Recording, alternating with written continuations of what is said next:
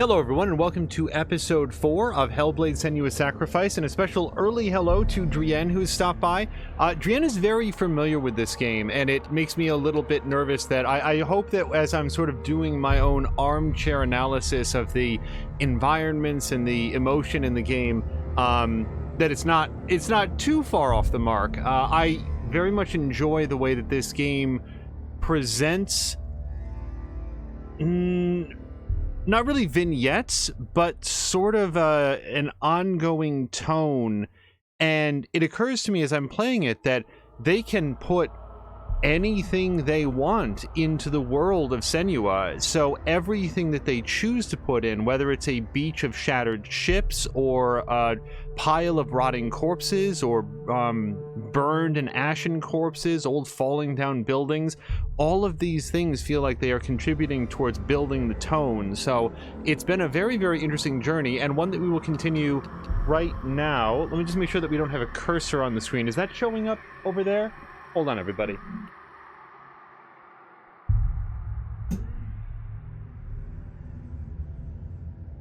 Okay, so I just want to make sure that we don't have a cursor lurking on the screen. And with all that, we are going to jump in right now. Yeah, Drienne, I hope that you're having a wonderful weekend. And I believe this is right back where we left off. We have recently gotten a blade. No one has referenced it as being the Hellblade, although it does have another name. We're playing with subtitles off, and this is one of those games where under slightly different circumstances I would choose to play with them on, only to get a spelling of some of the proper names. Like the blade that Senua has drawn and reassembled has a name, and I haven't quite been able to catch it just because it is not a, it's not Excalibur. It's got its own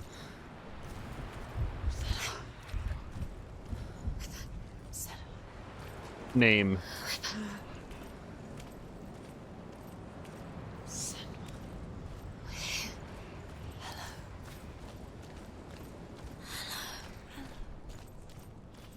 Yeah, fell a few times in combat. I'm not feeling super confident about that. Drienne is saying that the arm is looking lovely.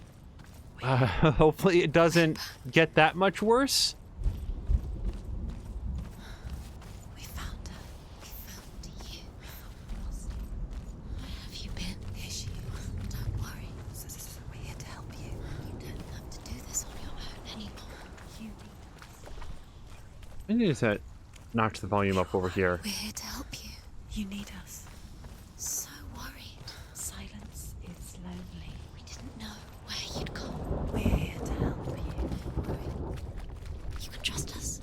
Trust us. Trust us. Senua, it's us. We won't leave you. Don't leave her. We're here to stay. There's a way in.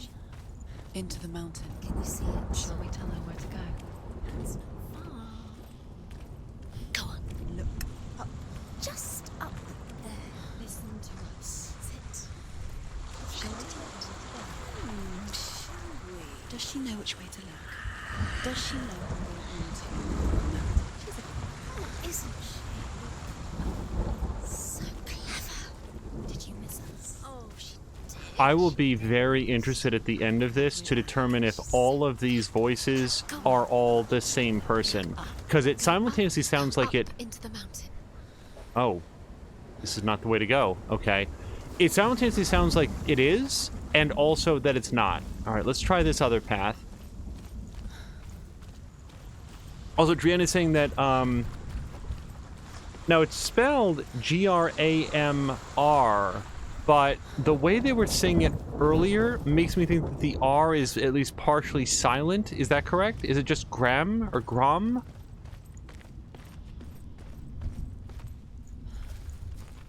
But we'll probably learn more if somebody has an occasion to... You can do it. You can see it. Come on, Senua. Say it again. I'm not listening.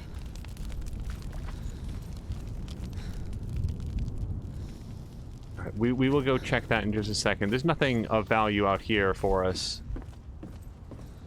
I actually really respect the decision not to load the world with lots of collectibles. There are the lore stones that you find all over the place, but I'm not sure that those are super critical. They feel like background information as opposed to central to the story, and otherwise it is like the focus is very much on Senua and her journey, not on, oh right, video game, let's have lots of other stuff to explore and find. But then I feel like a lot of things about this game are focused differently.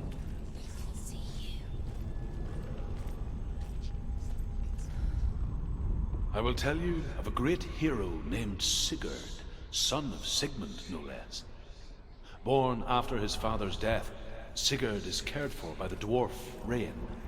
But Rain does not love the boy. Instead, he plans to use him for his own ends.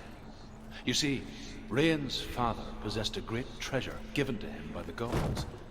But Rain's brother, Fafnir, killed his father and took the gold all for himself. Fafnir hid the treasure out on a heath and could not leave it.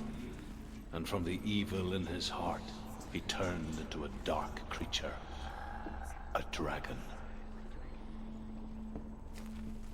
Also, hello to Mia. So we do have a door to go through. We have a torch that is currently unlit. And not a lot of other options. I actually feel like I could fall off that, and I really don't want to.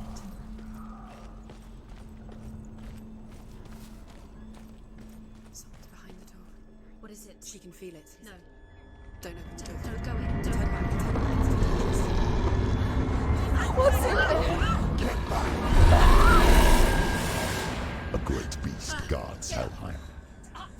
Garm is its name, and it knows you are here, Senua. It can smell your stink.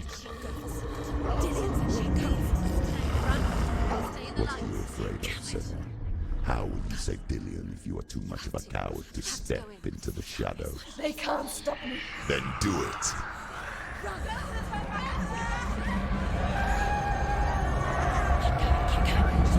She can't make it. The beast is stalking you from the shadows. Your sword is useless here. Hello to Patikan. Boy, that light looks a long ways off, doesn't it? But it's closer than whatever's down at the end of that hallway, so let's hit it.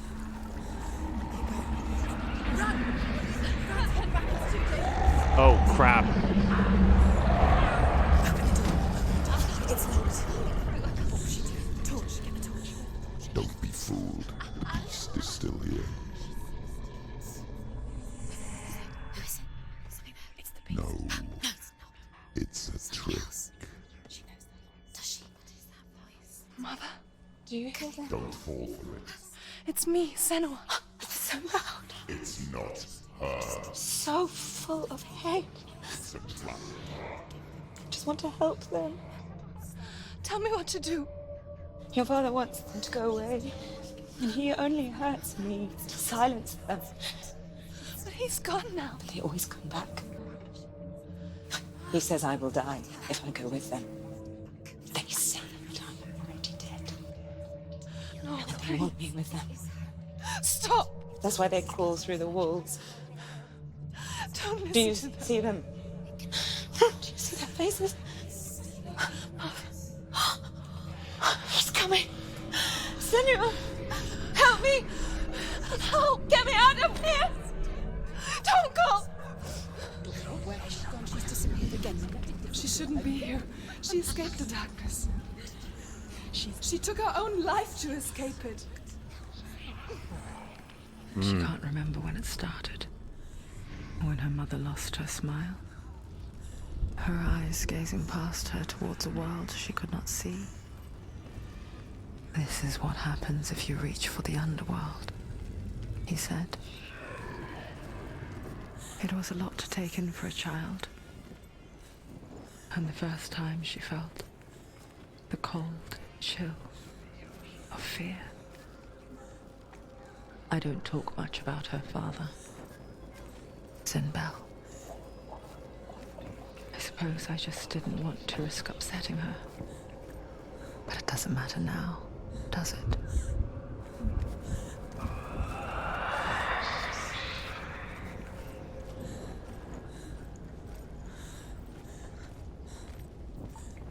I don't know if it's possible to fall off of this staircase, and I am not anxious to test it.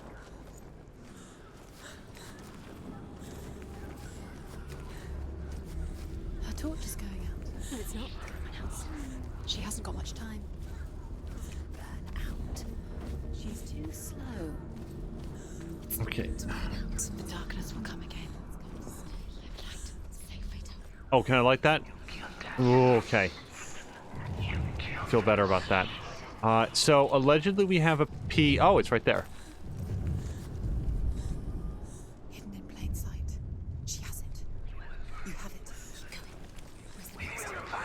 I do want to fight. Why are we doing these pointless time? The symbols are pointless. They're meaningless. Your mother's. There's nothing behind the door. Save Dillian. It's just another trial. It's just another trick. Just to distract her from her real mission. Not for me, but you don't. Your mother is. You don't know anything, is she? Oh boy, this is a lot of options. Alright, just double checking. A lot of times when you see me push against a door like that, even though there's like solid chains, it's mostly me just double checking. I'm standing right here, I might as well hit the button.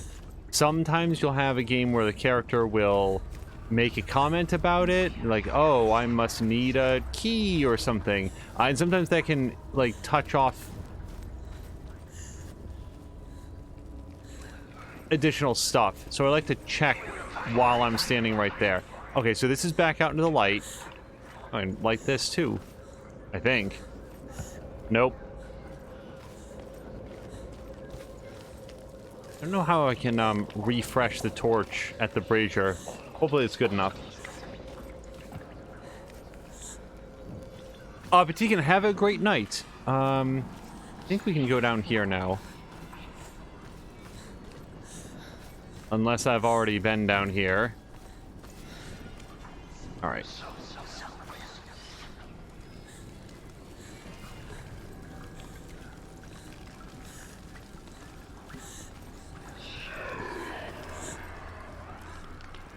Have I been over here? I don't remember lighting this torch. God, what if I'm the one experiencing the dissociative break?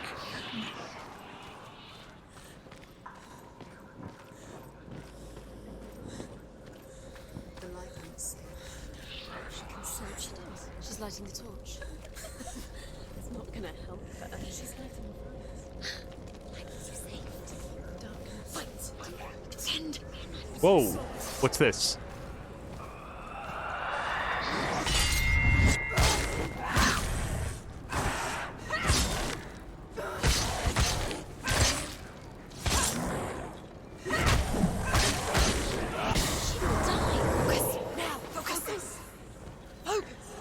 Oh, I'm getting to the focus. Don't worry.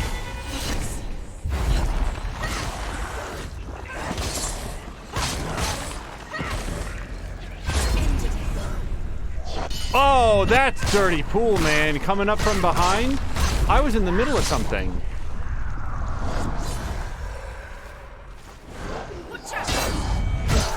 Okay.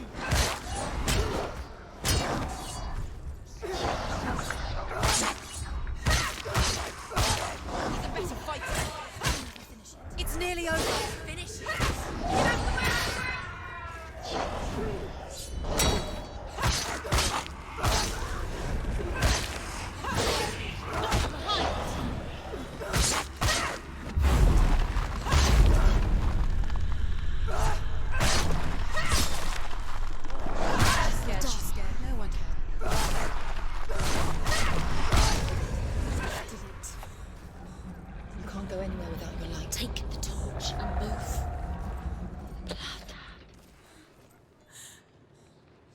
Alright, let's get this stuff relit, please.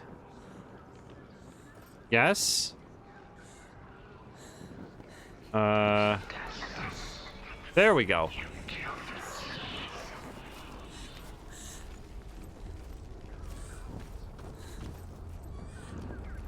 I see in the air that we have the support ribbon somewhere around, but I want to, like, the last one we found was cloaked, generated by shadow, so it seems like a good idea to get these things lit so that we can see properly, and maybe that'll light it up.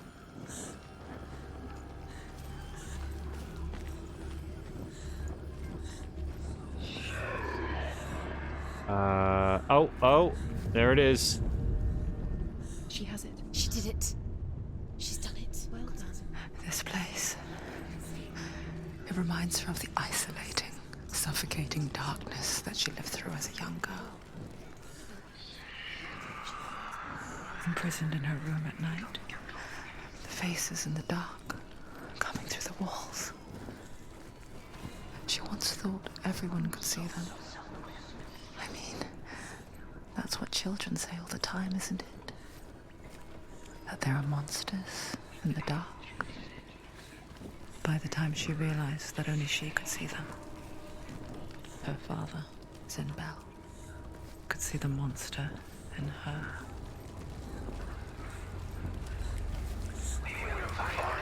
I get the impression that Sinbel and I are not going to get along.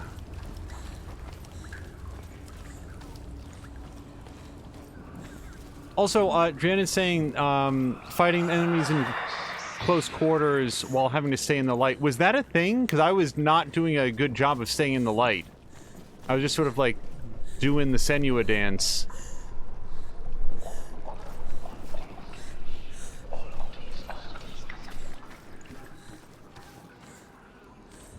Mostly looking for a place that I haven't been. If that was a thing, I am very, very lucky that that went the way that it did, because I would have gotten taken down by the Darkness Beast. Okay, I feel... So, we can go all the way down or all the way up? Am I supposed to go up from here? I feel like I've been up. I'm gonna go down. I cannot see the stairs.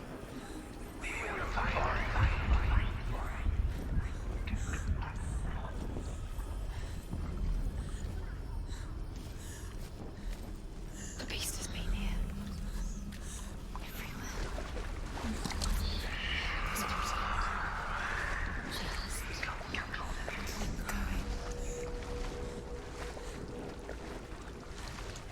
She'll have to go under. She can't. She has to. She can't. I told you, go out. Don't. Go out. She has to She go. can do it. She can't do it. No. The light's gone out. Run! Get through it as quick as you can. The panic is here. Okay.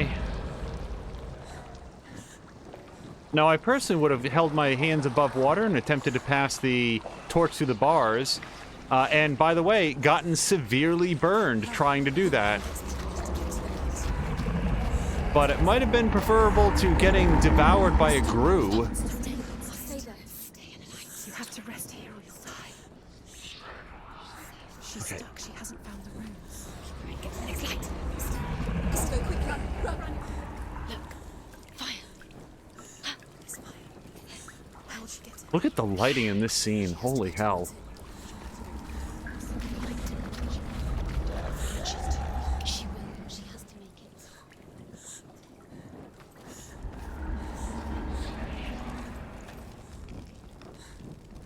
There's the torch.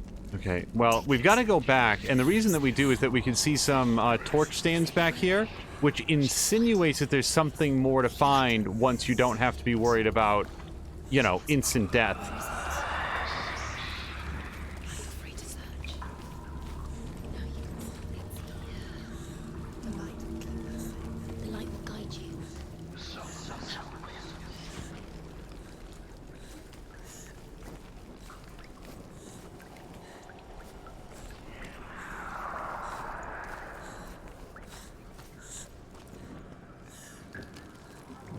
Also, hello to Sam Melander. I'm so sorry. I like I said in the previous episode, Sometimes I forget Look, the roots. who I have not greeted, Can you feel them? and I generally like everybody to know that we're reading chat and you know, appreciate participation. Look. Use your eyes. Where is it? Oh, look at the reflection. What are you waiting for? On, white shepherds. You have all the roots. Do you feel it? The beast is crawling into your mind, searching for weakness. It found your mother and used her to trap you in here. Did you see her die? I don't remember. I was only 5. They told me she escaped the darkness, but she's with the gods. But what if they lied? What if the darkness took her and trapped her here?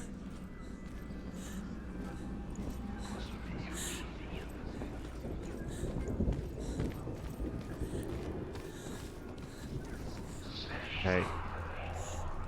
So there's a barred gate there. I just want to look down here. Yep, there's a lore stone there.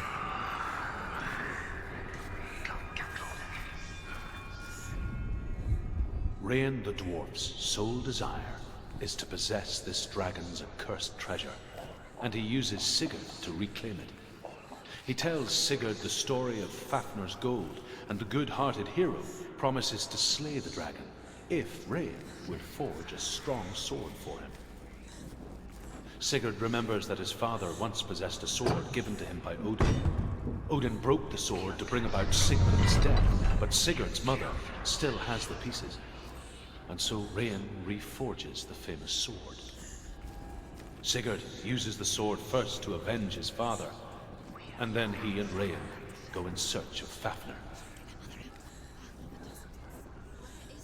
It's just another trick.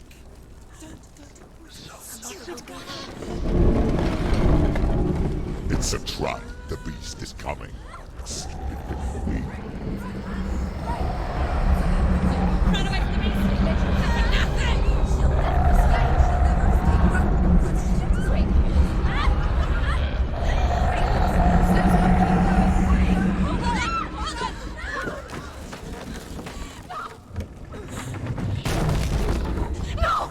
What have you done? No! No! You've lost it. It's over. The darkness is back. You've lost him. You've lost him. Get it out! Get to the light! Without his head, you will never bring his soul back. His fate is sealed. Now it can see you at your weakest. The time you suffered as a child at the hands of your father Zindo while you pined for Dillion. Do you remember that darkness, Senua? The beast is bringing it back.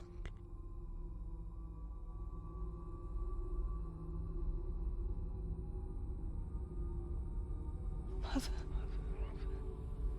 why did you leave me? This darkness,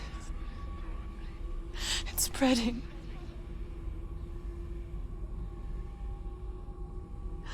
Father's keeping me away from the others. Away from Dillion.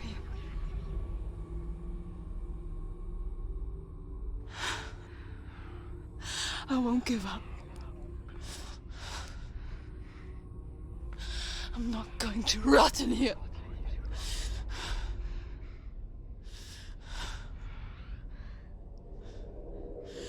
I'm going to find Dillion.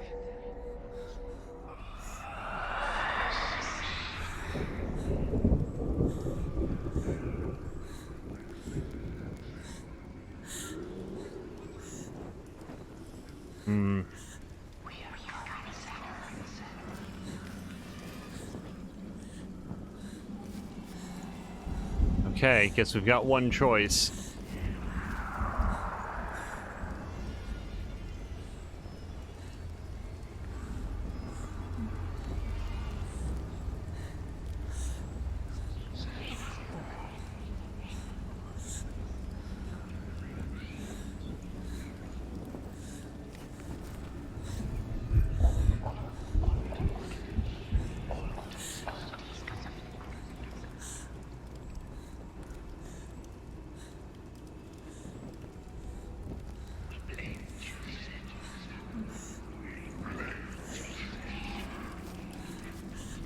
Okay, looks like there's a new torch there. And yeah, that's definitely the end of the road there. So head over here.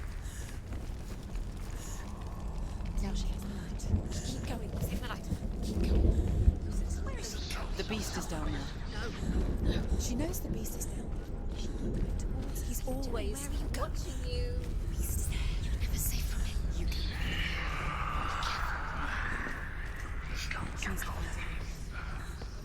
She's grounded. She's lost it and she has to fight it. I can feel it. The torch out. Forgive me if I want to give that water a nice wide berth. Shift the torch into the other hand, maybe? No? Okay.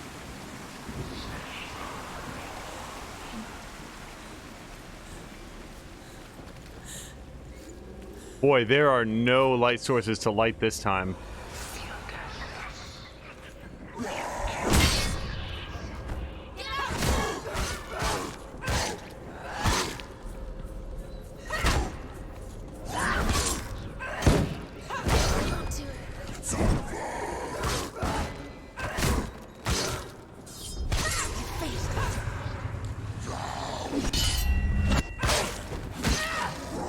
Oh!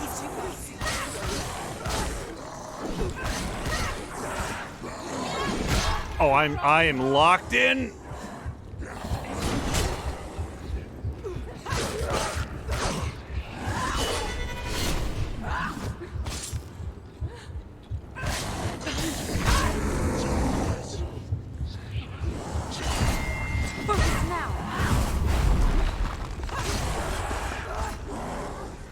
I really want Spinny here to be dead.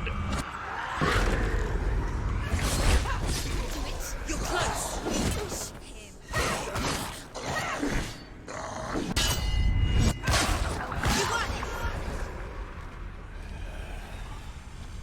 All right, where's your friend? Because we both know you're not here alone.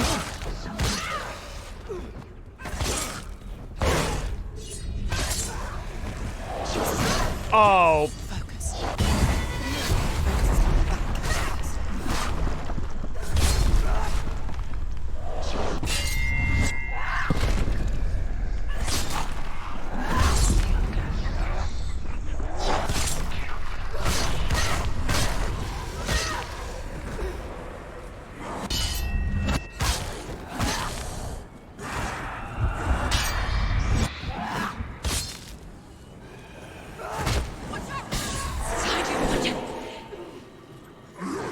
Oh, I'm out of focus.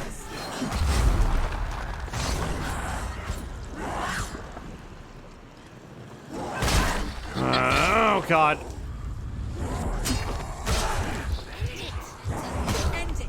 This is really bad. Oh, I think I'm down. Can you move anywhere? Move anywhere. She's injured. She won't make it.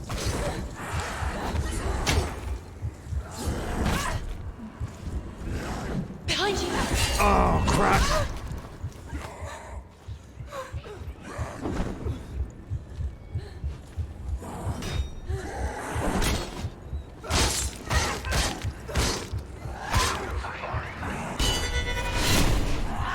All right, let's knock him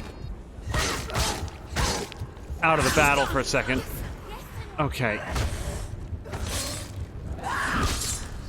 Finish this. End it now. Oh.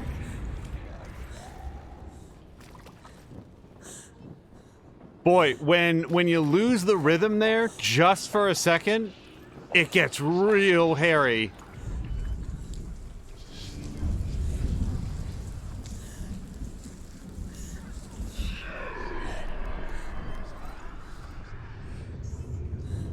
So Samuelander's saying that they'd be lost in the combat. So, and Asrian says, the combat feels really responsive. Like, the last game that we played on the channel was Judgment.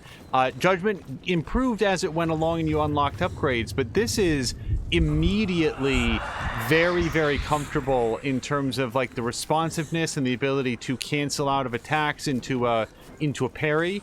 Senua sort of intelligently pivots to face nearby enemies, but you can switch between them. So I think that you would find... That's the R right there, by the way. We're just looking at it backwards. So it feels really good right away. In terms of what's going on, X is sort of a light attack. Y is the heavier attack that you'll sometimes see charge up as the blade glows. And then B is interesting. It's sort of a disruptor attack. She shoulder checks or elbows or kicks at an enemy, and when done as part of a perfect parry, it knocks them out of combat for a good 10 to 15 seconds, so it can be very, very useful for crowd control. You sort of stun an enemy or two, and then you can focus on the worst ones. What I tend to struggle with is the enemy power attacks, which you can not really parry. You can sort of limit the damage that they do, but I tend to get knocked down a lot from that.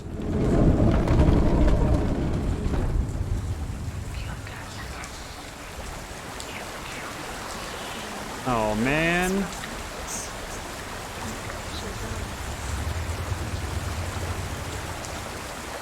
Okay. She hasn't. Her father tried to help her. Do we think I can relight this? He was doing his best. Oh, wow. Okay.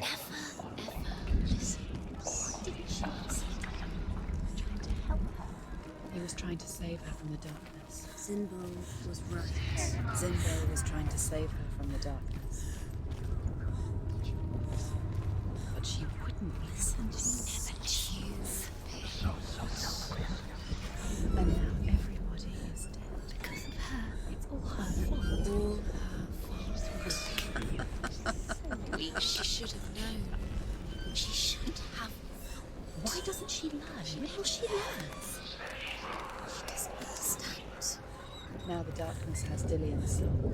And it will take it. And never give it back. She can search and search, but she will never find it. She's let the darkness in. It's the end. The darkness will take her like it took her mother. She can't resist. Pointless even trying to retrieve it. She's lost. She's got to go deeper to find the head. Deeper towards the darkness. The beast is there. The beast is luring her. The dragon Fafnir is so large and deadly that it would be impossible to kill him face to face. But each day, Fafnir crawls across the heath to find water. So Sigurd digs a pit in the dragon's path and lies in wait in it. When Fafnir slithers overhead, Sigurd sinks his sword into the dragon up to the hilt. Sigurd leaps from the pit, and Fafnir sees his killer. He warns Sigurd that the treasure will lead to his death, as it led to the death of all who owned it. Sigurd replies that death comes to all men, and every man would want to be wealthy until that day. And he takes the treasure. So, Senua, I'm just saying, you could just slip the torch through the bars right here, and then pick it up on the other side. It's thinner than a human being. It would work fine. Oh, look! Wait. Maybe we don't have to go out after all. Wait. There's an M-ish. Oh, no. We have to light up. Is there, like, another light source on the other side? Because we need another shadow to complete the, Oh, whoops. Well, I guess that's done. This is probably pointless because we're about to go through that, but yeah, it looks like our M is right there. We don't have enough of it. Okay. Here we go. Okay, this really feels like instant death.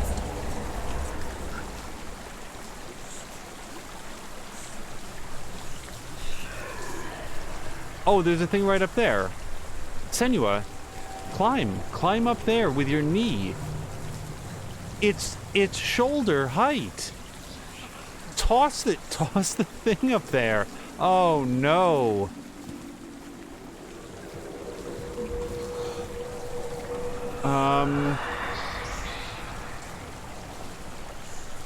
Oh, I do not feel good about going to the other side of that waterfall. And yet, what other option do we even have?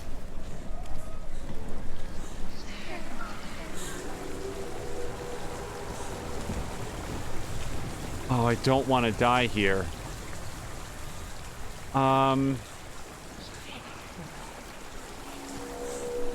This doesn't seem like the kind of game where I go upstairs to, like, stop or redirect the water flow, nor do I see a mechanism by which I would do that. In any other circumstance, wouldn't you just, like, push the torch through the bars and then walk around it? But Senua can't do that. At least not that I can find. And if I go through that, I feel like I'm instantly going to get killed. I mean, the darkness was immediately on her.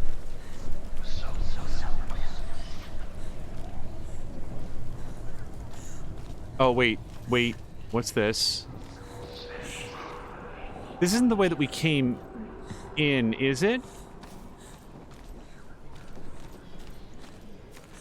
Did we drop down? I can never remember how I enter into an environment here. Also, Mia is saying, you know, hey, be patient with Senua, be supportive. If I've said something against Senua, it was unintentional, because she is dealing with a lot. Not the least of which is having me try to figure out how to get her to the other side of water.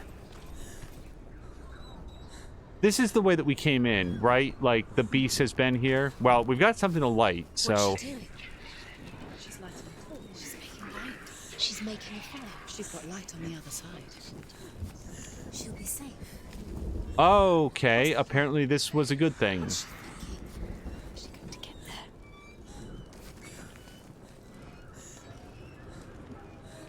Huh.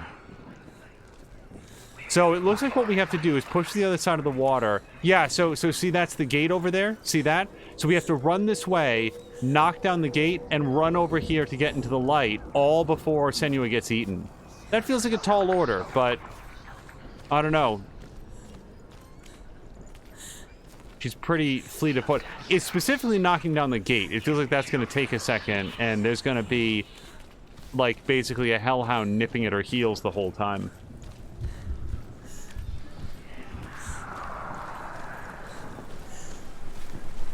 Okay, ready?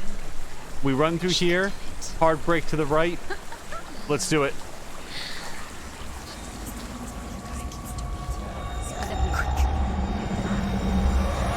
Oh, this is awful. Oh, I can't see anything. Oh.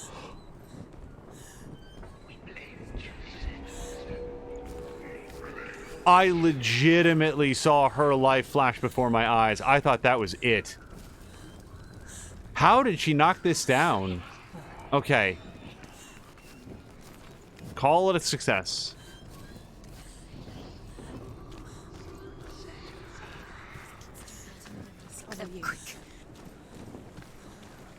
Where is she going? Faster, faster, keep going, keep going. What is she doing? Stop. Keep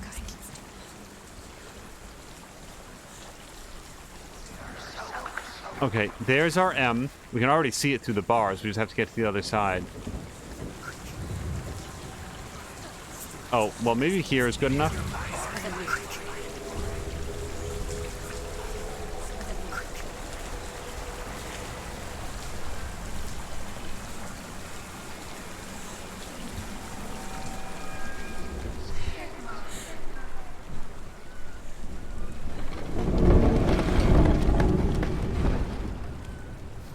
We're gonna have to sleep with the lights on tonight. Oh, the dark is really making me uncomfortable in this. A tender guiding flame in a world so black. The longer it burned, the more she convinced herself that there was nothing beyond its reach. How little separates us from what we fear. Rayan wants to keep Fafnir's gold all for himself. Rayan also wants the strength and wisdom of the dragon, so he drinks its blood and asks Sigurd to roast Fafnir's heart for him. Sigurd does so, but when he touches the roasted heart to see if it is done, he burns his finger. Without thinking, he licks his finger and tastes the dragon's blood. In that moment, he understands the language of birds and hears them talk nearby.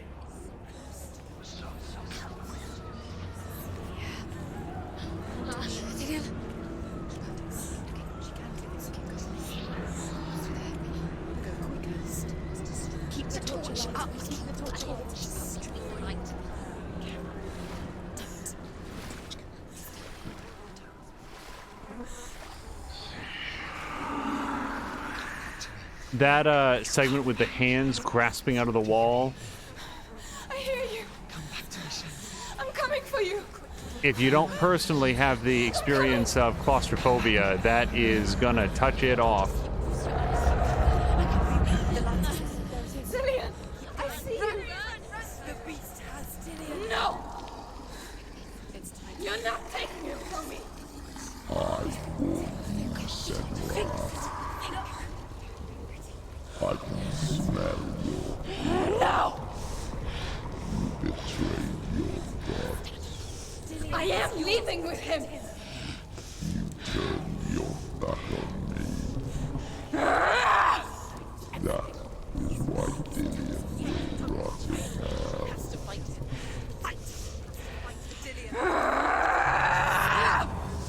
Come into my shadow.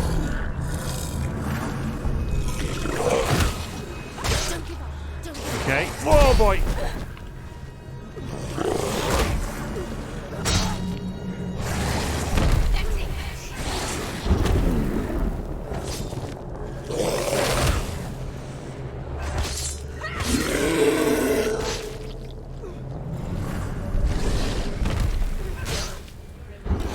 Nope.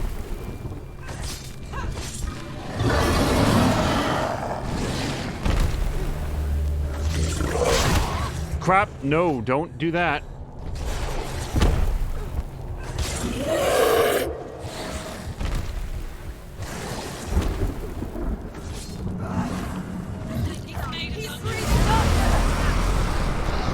Oh no. Whoa.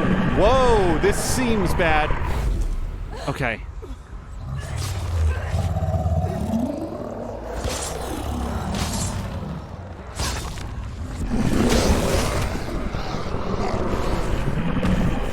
I'm trying to focus.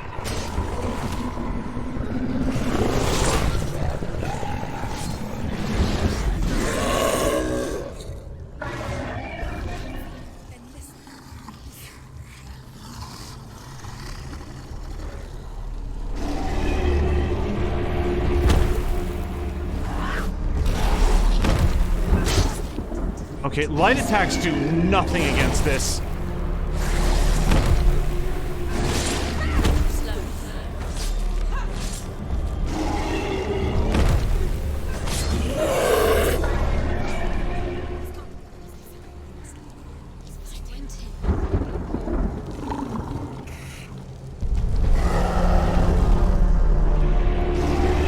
No! I really wasn't ready for that one.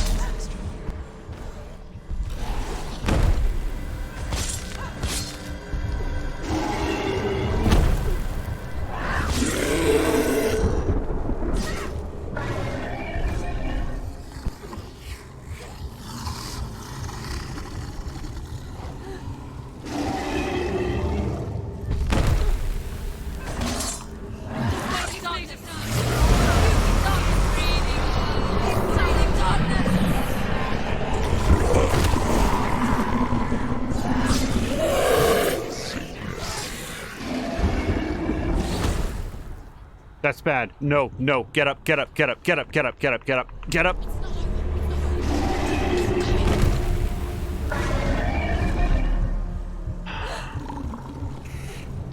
She's injured. She can still do it.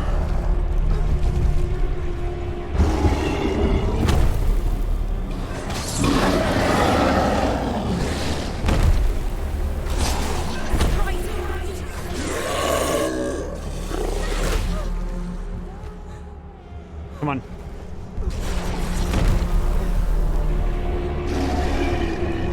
Stop them.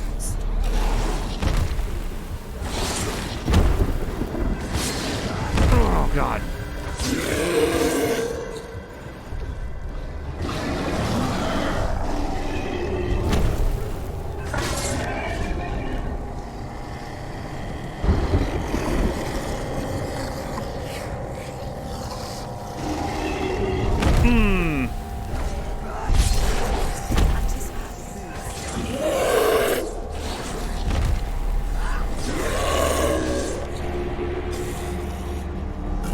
Oh, you're not looking so good, buddy.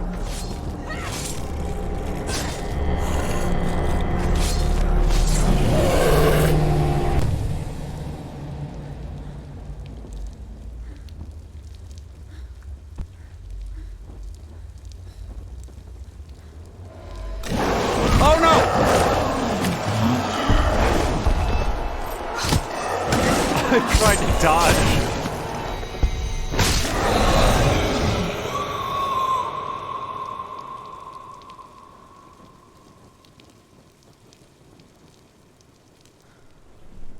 People think of evil as an unnatural, invisible force, and so invoke the gods for protection. But evil can come from the hand behind the gods. A familiar hand, cold and cruel. He tried to fix her with his rituals, kept her trapped in that hole. She couldn't say which was worse. The darkness, or the monster that her father had become. She couldn't fight them both. And so she left, headed for the one ray of light that shone down on her. If she had stayed, she wouldn't have survived. But maybe Dillian would still be alive. I'm so sorry, Layla.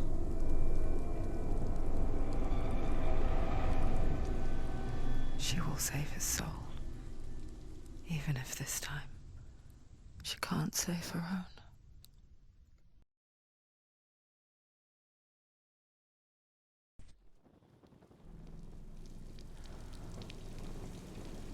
Forgive me, Senua. I know you have no reason to trust me anymore. Listen. But believe this, it was my mission to make you hate. To hate the darkness with a passion so great it would focus your mind on this quest. For without it, I fear you would have let go as slack.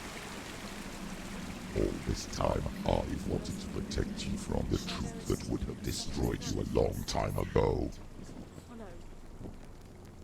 But you have conquered your darkness at every turn. You deserve to see behind the veil of darkness.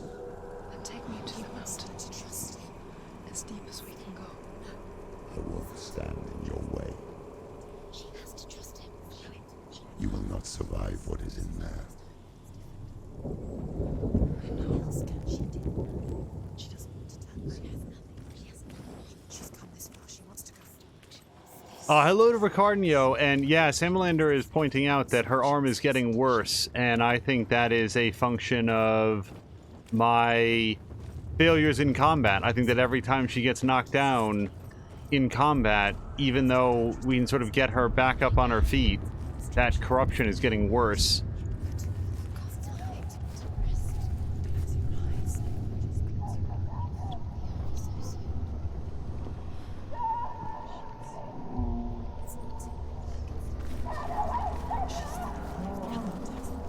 Mother, I won't let the darkness trick me again. I know you're safe with the gods. I can feel Hela's gaze, searching for secrets inside of me. Secrets that even I can't see. I'm not here to fight my past. I'm here for Dillian. I will fulfill my vow, whatever the cost.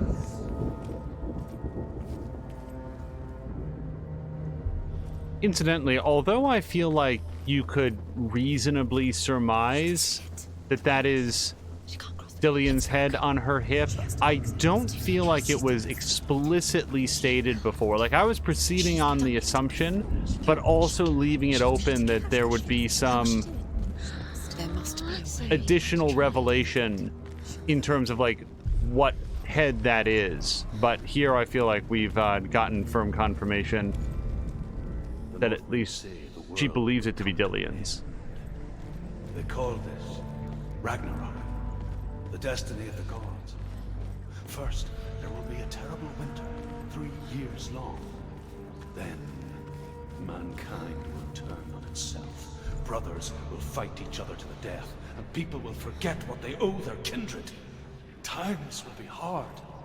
crimes will be great. It will be an age of axes and swords.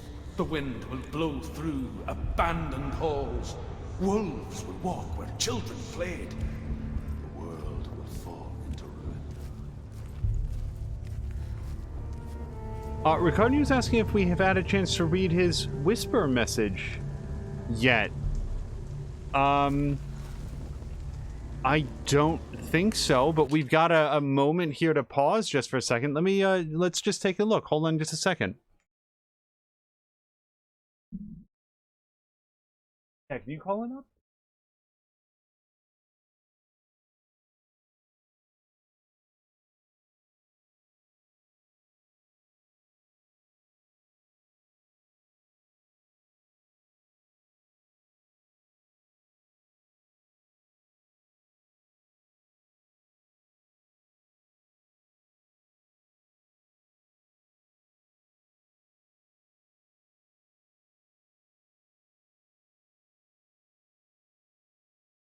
Okay, Ricardo, is it the one regarding just driving that you're driving home, or was it there's something else? Because that's the one that's, and no, we hadn't seen that, so yeah, no, that was new information.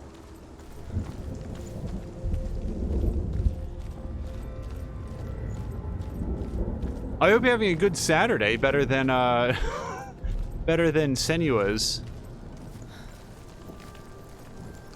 Oh, wait. Okay, so we've seen this before. We need to line up the bits of bridge and then will them into existence.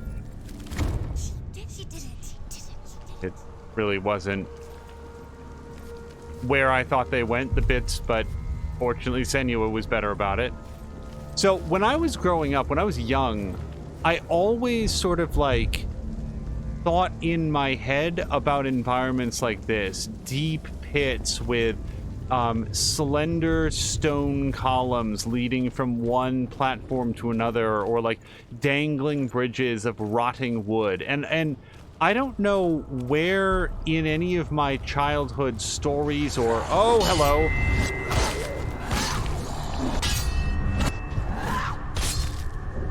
Fiction that this was ever a thing, but it is imagery that is extremely... It speaks to me of like what I would think about in my childhood. Like, okay, somebody just came in behind me.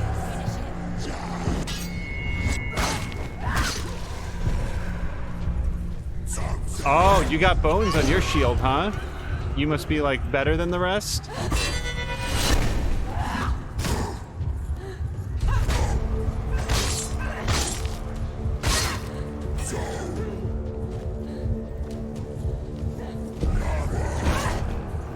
Oh, god damn it. Oh, come on. She's injured. She's not gonna make it. He's down. Finish him. Thank you.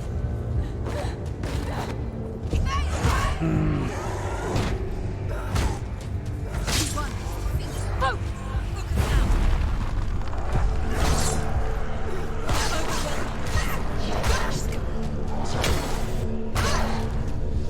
Oh, I need way more focus. There's the third one. Okay. Oh, the third one's the bad one. behind you. Quick, behind you. Oh, no. I can't do this many.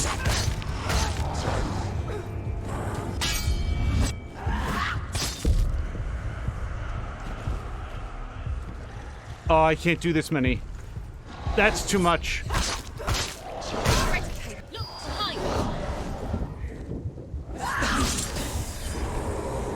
Focus. Focus.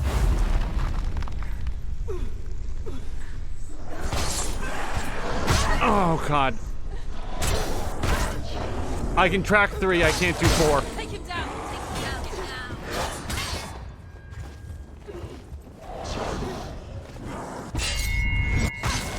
now. Finished.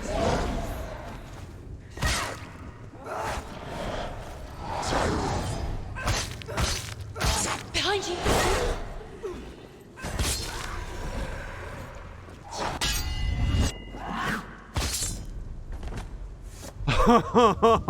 Okay, that's it.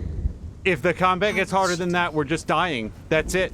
That's as far as what that is the upwards limit of my facility with this combat system. Okay. I don't remember where we were, what we were doing.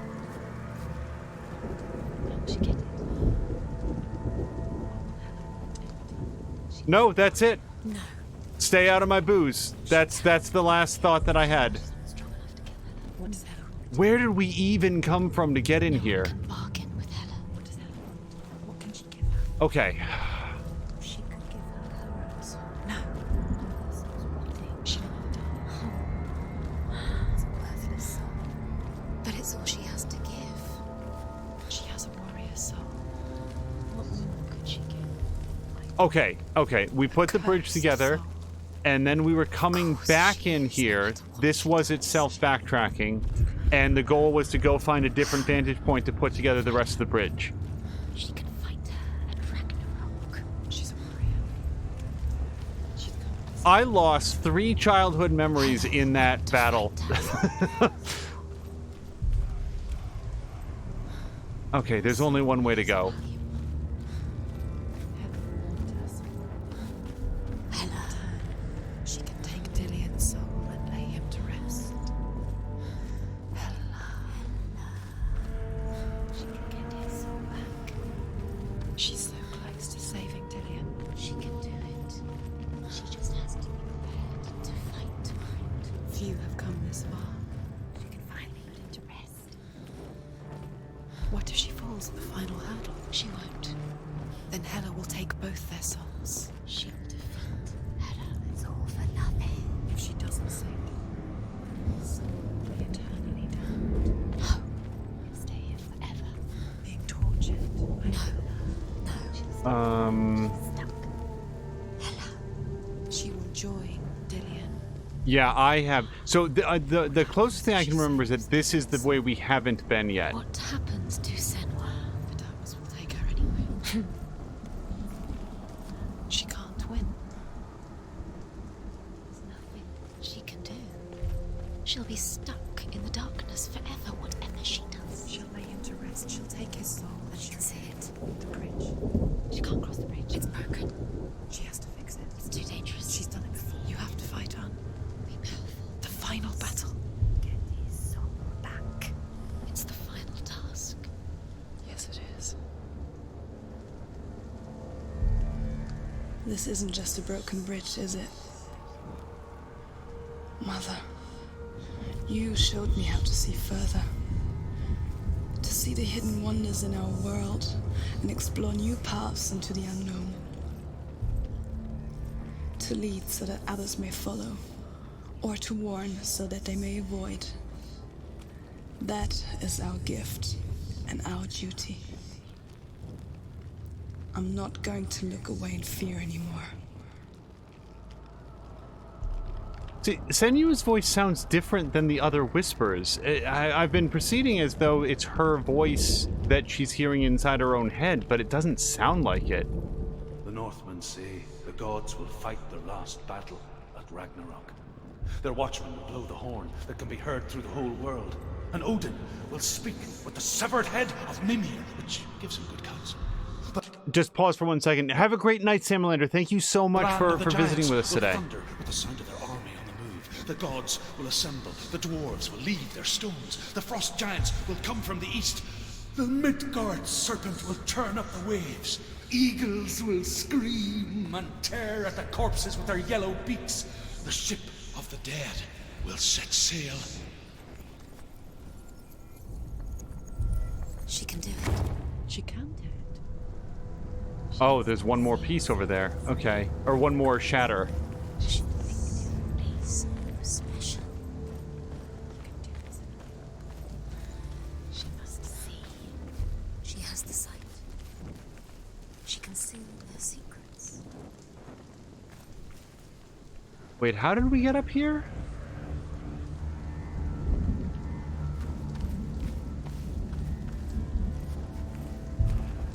Oh, this way. Okay.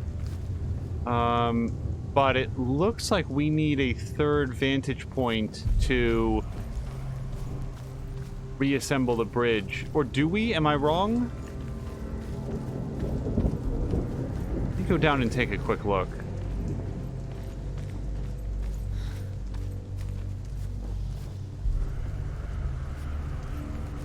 Oh, hello to Azric. I hope that you're having a great evening. There's an illusion. She's found a way. There's a way. She can see. She must align herself. She can do it. That's the thing. She aligns herself. It's there. Okay, how would I get to that vantage point? See it up there? I feel like that's where I have to stand in order to reassemble this part of the bridge. But how to get there, unless she gets some sort of chain walking ability.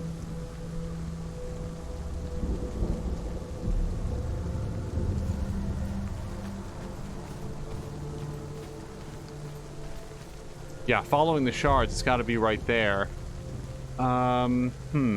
Well, we're not going to figure it out just standing here, so let's run back this way. Grilled burgers and beer night. That sounds fantastic. At a really big lunch, so we went for a very light dinner. Okay, this is still locked off. Do we perceive any other pathways to go down this way? I'm just going to look carefully one time, and then we will... Because there's other shards and stuff here, like floating in the air, that make me think that there's something more to do in this area, but we can't squeeze back there. Nothing there. We're certainly not going to rappel down here like Batman or whatever.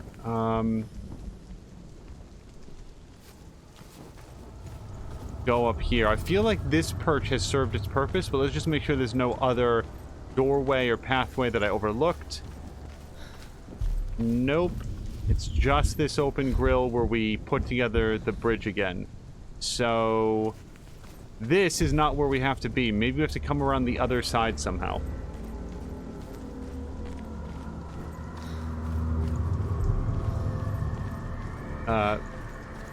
I really like barbecue burgers. It has been a long time.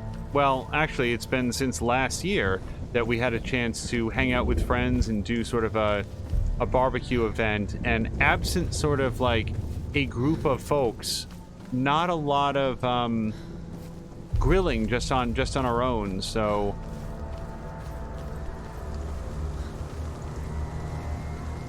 okay, this doesn't... It feels like I'm just spinning my wheels here. Hold on a second. Okay, there is a staircase here. Got it. Do I want to go back across this bridge? Because this is the exact opposite side of where we're trying to get to. Unless there's some other pathway.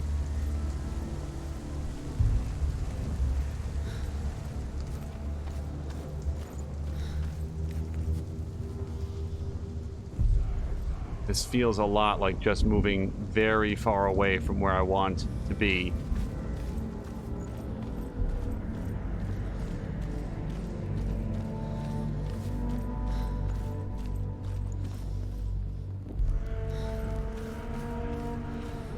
There's the ladder that we climbed up to get to this entire area. I kind of don't think that the path forward is going to be down the ladder, because that takes us a very far way away. Let me just look down the other path, and if we absolutely can't find where to go, then maybe I'll try going down the ladder again. That feels like an exit from this whole environment, though.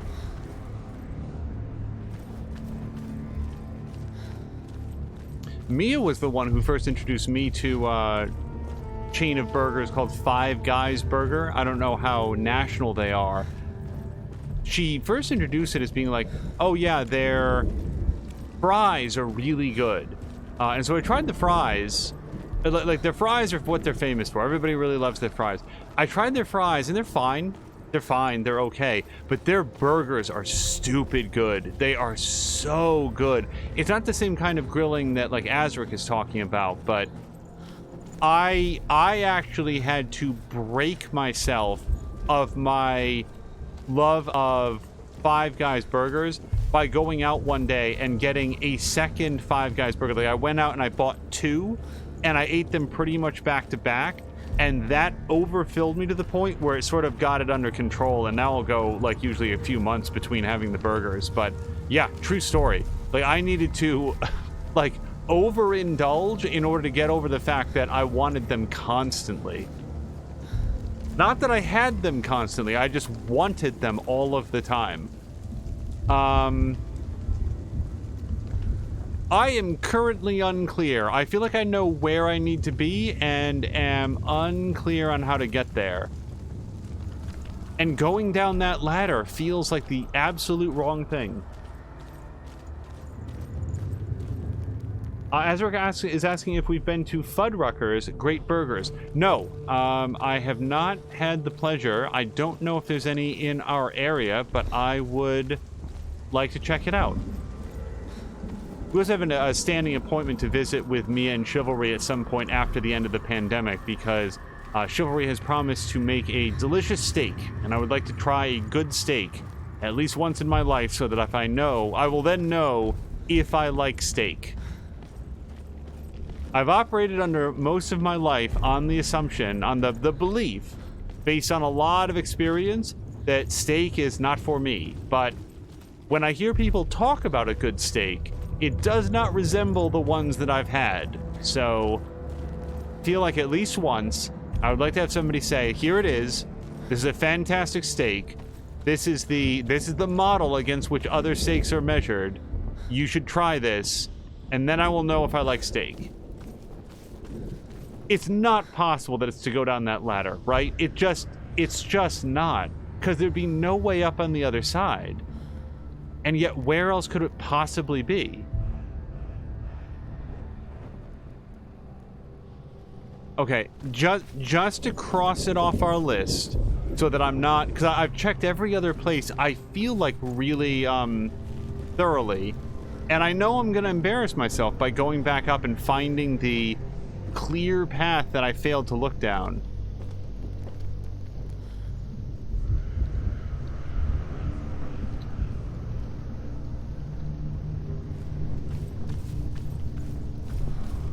This is where we came into this entire chamber. So I remember looking at this and thinking, I don't have a torch to light this brazier.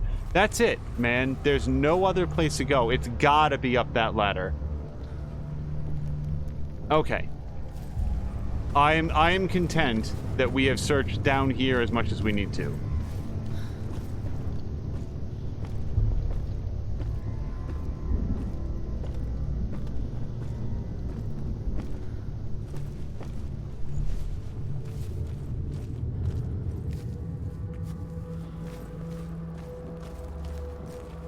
This past week, they did, like, on CBS All Access, sort of a get-together of members of Star Trek Deep Space Nine. And among other things, they did sort of a memorial tribute, a little conversation between Will Wheaton and several stars of Deep Space Nine in remembrance of Aaron Eisenberg, who is the actor who played Nog on Deep Space Nine, and Renee Auberjonois, who both of them have passed away within the last year. And you should watch it for yourself instead of adopting my read on it. But I came away from watching that video thinking that one of my life goals is to make sure that everyone in my life remembers me in the way that some of Renee Auberjonois' cast members remember him. Because they had a lot to say. Specifically, a lot of the exact same thing to say. And I don't know if I want to go into more detail than that.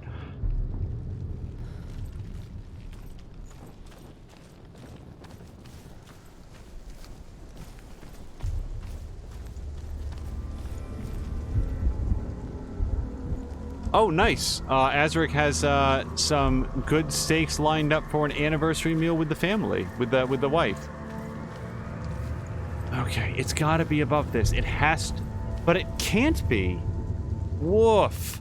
We might get to a point of yes/no questions because I have a very clear vision of what I need to do, and I am striking out on how to do it. I am exploring the exact same precipices over and over and over again. Can I can't go across this, no.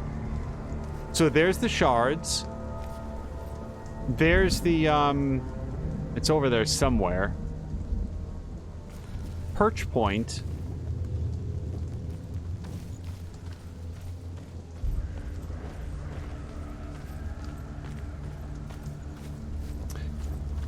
Drian is saying that they're here. So there is one other notable thing, which is that there's a whole bunch of like shards of imagination right here. They don't seem to align to anything that I can tell. Maybe I'm looking at them wrong. Maybe I need to look at them from the bridge. Maybe I'm looking at them backwards.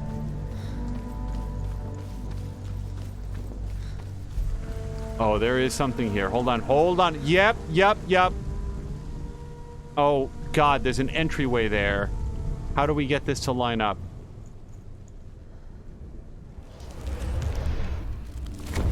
Okay.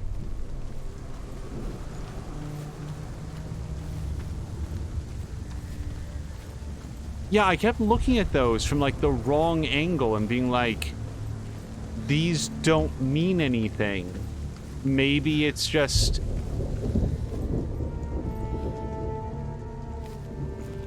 like a environmental detail. But nope, they just needed to be a door.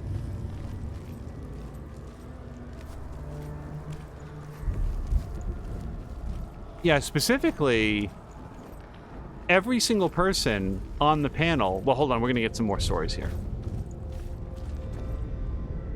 The Northmen say that at Ragnarok, the gods will face a ship full of their foes, which Loki has steered to Asgard.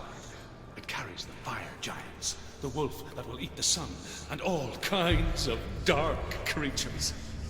Surt will join them with his sword of fire. The cliffs will crash. Trolls will walk the land, men will tread the road to hell, and the heavens will split open.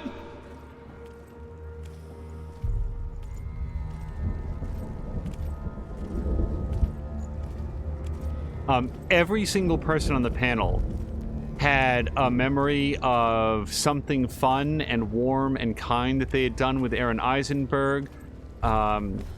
Alexander Siddig talked about how every time he went to a Star Trek convention and he'd usually be there and there'd be other stars of other movies that he didn't know them or their projects very well, but he could always hook up with Aaron Eisenberg and they'd go out to lunch and Aaron Eisenberg would like go out of his way to like needle or irritate him, but in a fun way to sort of get his mind off the stress and stuff. And they each had a little story about that. And then about Rene Aubergenois, with whom they worked for 7 years side by side, the predominant descriptor given to him was prickly. He was very prickly. He had his ways about him. Terry Farrell, who played Jadzia Dax, said that, and I don't want to put words into her mouth, so you should really watch it for herself, said something to the effect of, he became a real father figure to her, and she made him so terrifyingly angry at points that she wasn't sure how to deal with it.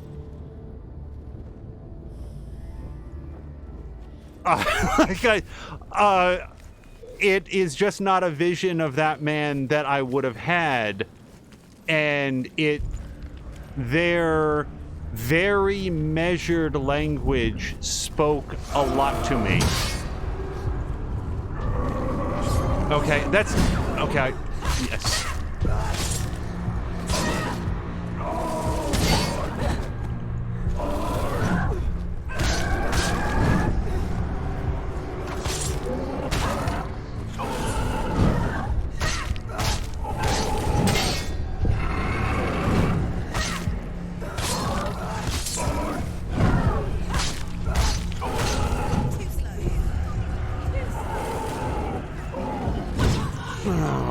God. Oh, I didn't get the best of that one.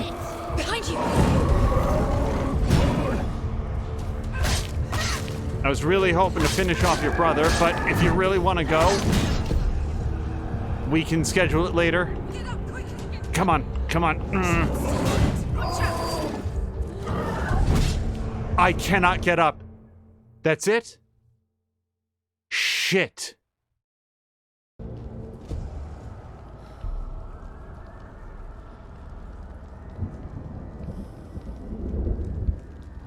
Wait, that seems real bad. Why is her arm better? I would expect worse. Okay, well.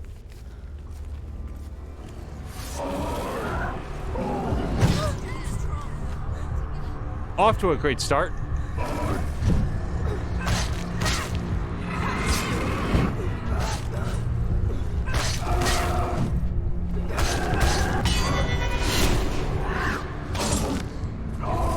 No.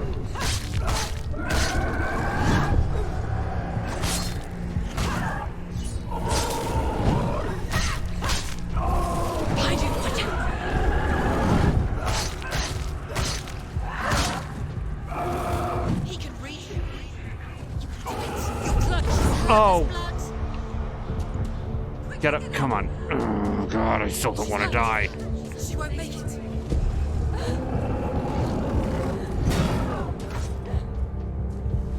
It's not over. Oh, God, I cannot get a lock on these guys' attack animations.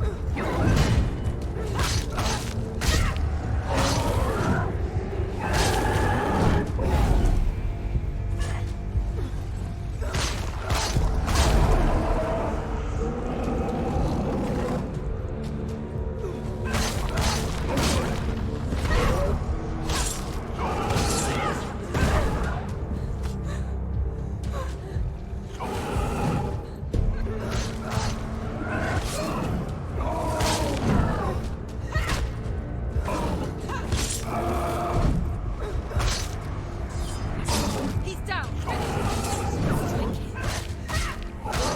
She finished him. Don't let them surround you. Don't let them get behind you. Watch out! He's wrong.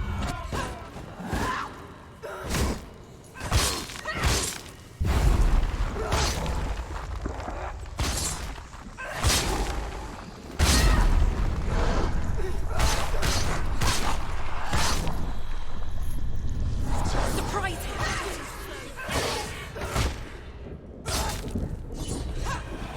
Mirror focus is building. It's building. She can focus. It's inside her. Get out of the way! Focus. It's the only way.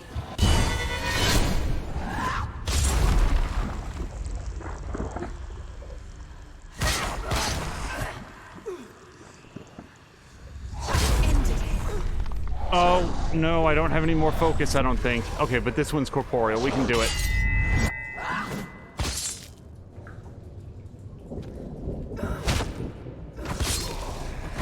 Finish this. Finish this. Finish him. Okay, so Senua died there, and I feel super bad about it. It was sort of one of my major goals to not get killed, and the fact that the corruption on her arm is reset makes me feel like we actually lost something there. But we'll get more clarity as we go.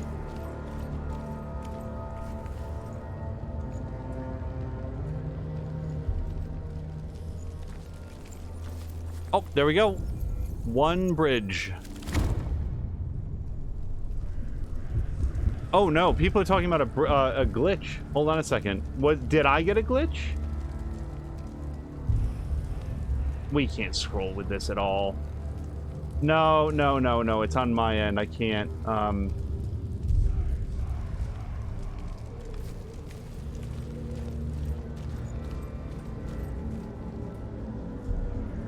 Just pause for 1 second. Normally, it's very, very important to us to keep the game going, but there's a glitch conversation here happening. Adrian saying, good job. Hello to Azaric. Adrian saying, that's a glitch. What the hell? Chivalry has good advice about don't parry with the face. More than me is saying this isn't the same place in the game where mine glitched, but I wonder if it's close enough that there might be something iffy about this broad section. And Drienne said, I think so. Yours fixed itself, as I recall correctly. But only after a full restart of the laptop. So... Wait, how glitched are we talking about here? I assume the conversation was at Senua's arm? Because if we're hard glitched, that would be very disappointing. Do I need to go above this, do we think?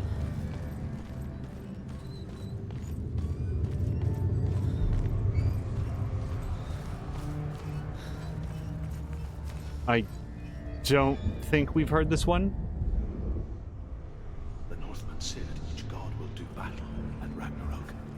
Odin will fight the monstrous wolf and be killed, but his son will avenge him and plunge his sword into the heart of the beast. Freyr will face Surt, but he had given his sword away for love, and without it, he cannot defend himself against the flames. Thor will smite the Midgard serpent to no avail.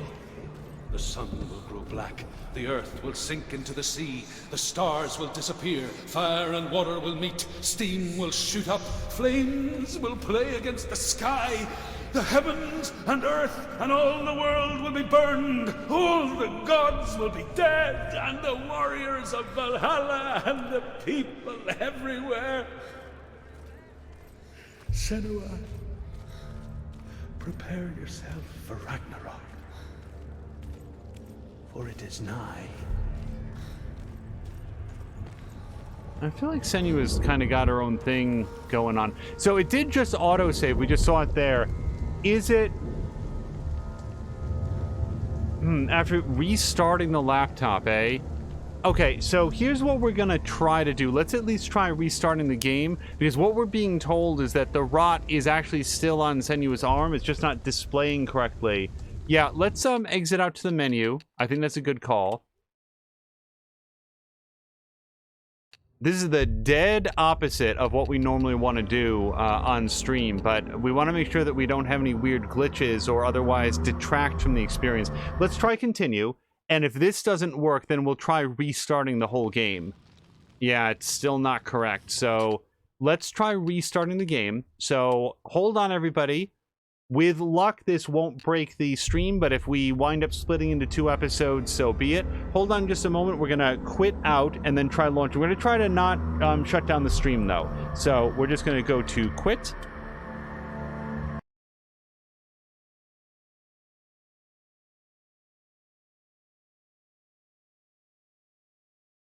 All right, and we're still here, so just hold on 1 second.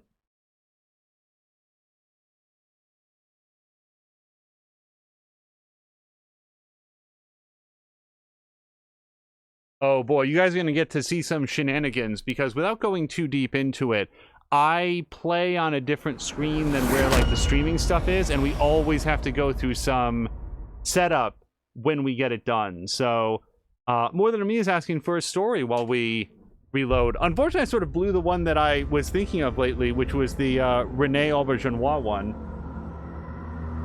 Also, assuming that this is streaming properly, because we can't see our own episode right now, these are the sort of starting up screens where it talks about psychosis, and it does not actually say schizophrenia at any point, which Drienne was very correct about.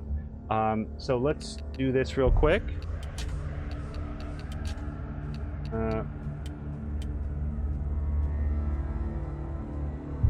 All right, hold on.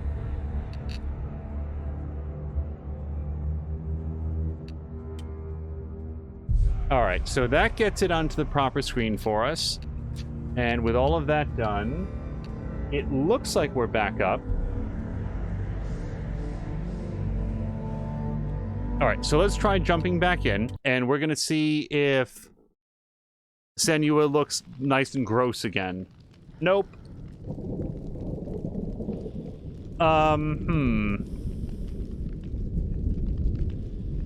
So Drienne's saying bummer, and the thing is, for all I know, and I don't really want clarification on this, this might go on to be a significant story beat.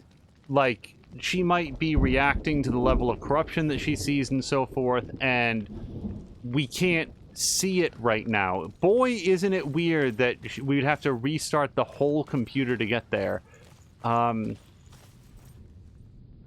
So...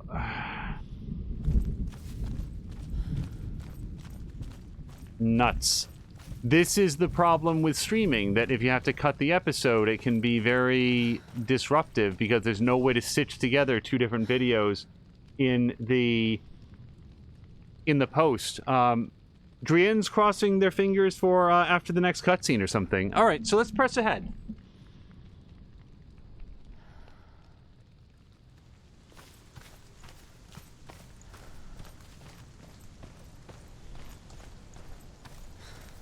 We've always sort of, one of the major themes of our stream here is showing games as they are, and on occasion that has been, you know, hey, here's a weird bug. In XCOM 2, we showed off, like, not by choice, but encountered bugs where the enemies could see through floors and ceilings, and shoot with unerring accuracy through them as well.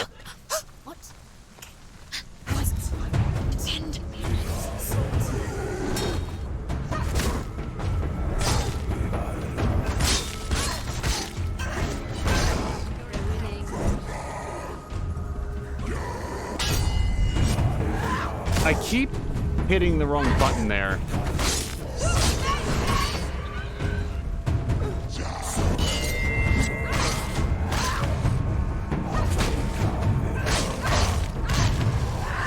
Oh, I really wanted to knock him off. Crap.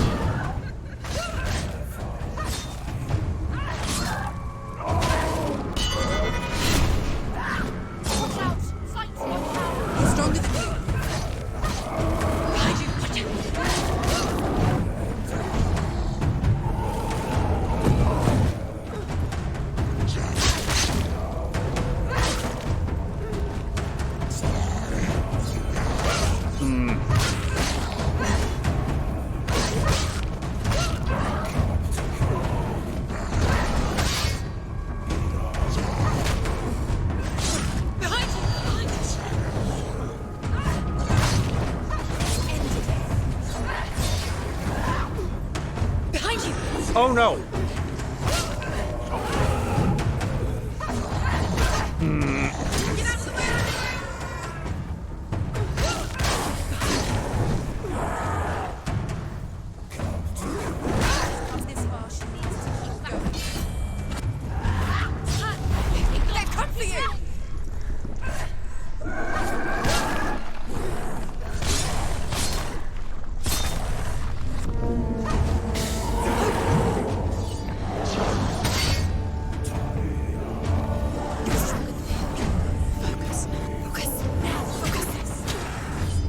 I know, I hear the focus. Just relax for a second, lady.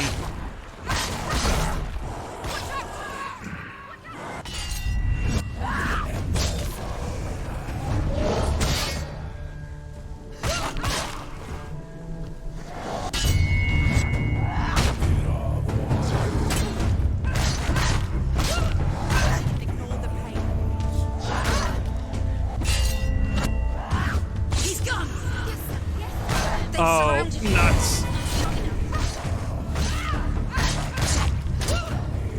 Do it. You're close.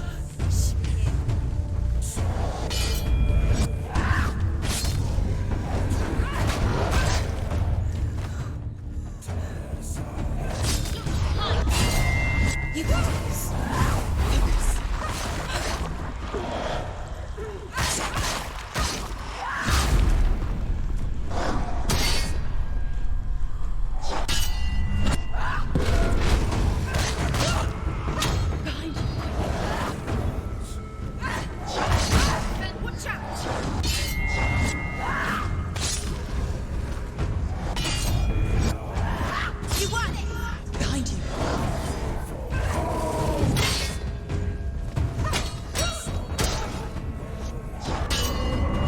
Nope.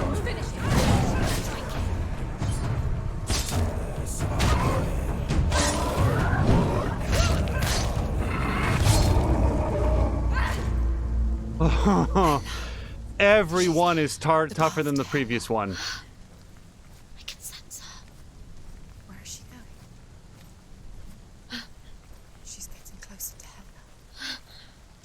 to die. I'm scared. Wait. What happens when she dies? What happens to me when she dies? We die too. I don't want to die. The other reason that I'm super hesitant to cut the stream is that at least the way that the voices are She talking. sacrifices herself. She sacrifices. Wait. What? What happens when she dies? What happens to us? What happens to us? We die too. Do we die too? We I die don't too. want to die. I don't want to die. We'll all die someday. I don't want to die. And when everyone's gone, even the gods will die. We don't want to die. I don't want to die. Senua, stop. Senua, Turn back. Stop. Stop her. Why is she going? Stop. Senua, stop. Senua, stop. Why would she stop? To die, she won't stop. Stop. I don't want to die. I don't want to die. I'm sorry. I didn't ask you to be a part of me. If you don't want to die with me, then leave me alone. I don't want to die. Please stop. Please stop. Please stop. Please stop. Please stop. Please stop. Please stop. You'll never come back if you go there. There is nothing to go back to. We only have each other now. Don't abandon me. Everyone suffers. They were right about me. Listen to me, not them. They were afraid. Like children scared of the dark. So was I. They made up monsters to fill the void. That doesn't make them real. They made them real. No!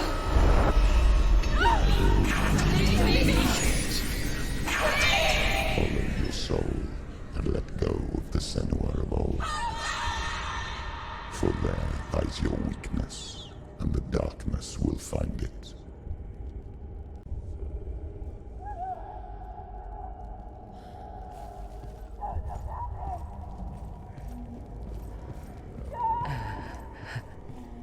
It's not like the old stories, is it? The noble warrior facing evil in search of victory and honor. Clear dividing lines. No. Oh, this place is not quite like that. It's as if it knows that true torment lies within. Memories you cannot defeat, cannot escape. This is her hell.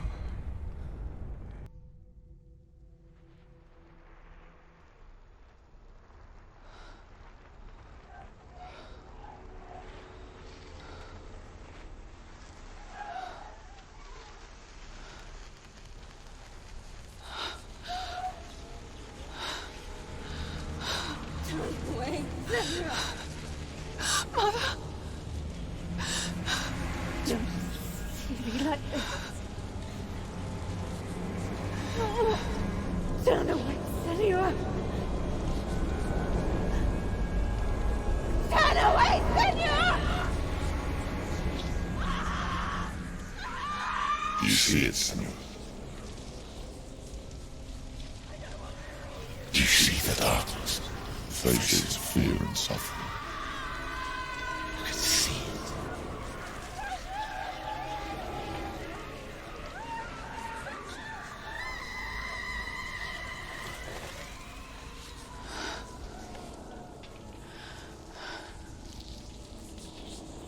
I remember it clearly now. She has nothing to fear anymore. The gods have saved your mother. Through my hand. You killed her. It is the will of the gods. Fuck the gods! You did this to her! Why? This is what happens when you listen to the voices of the underworld. They crawl into your soul and rot you from the inside. Defy the gods like your mother, and the darkness will come for you too. You understand, son?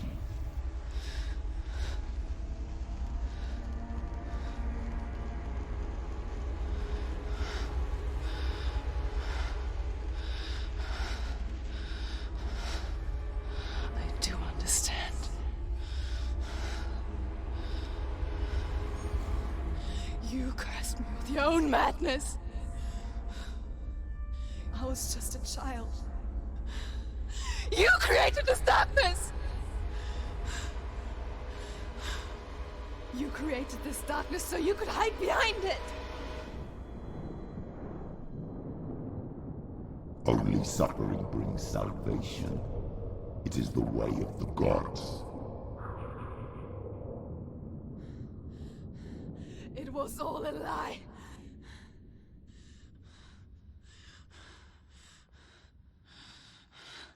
You are a lie! She didn't defy the gods. She defied you. And so you killed her. You didn't pray to the gods. You prayed to your mother. Your mother, who was too weak to fight the darkness and abandoned you. You tortured her. You killed her. You are the darkness.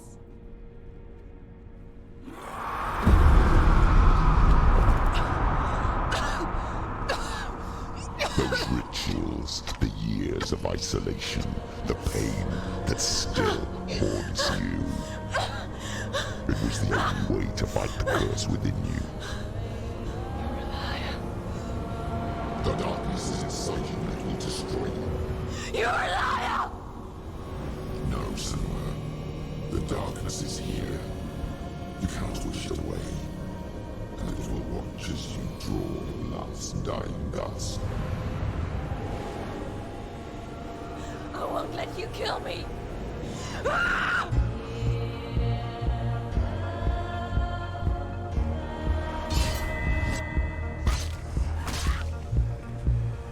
Surround Senua. Be careful, Senua.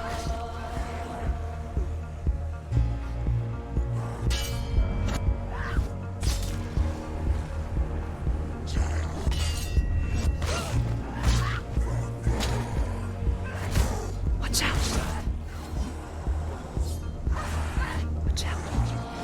Oh boy.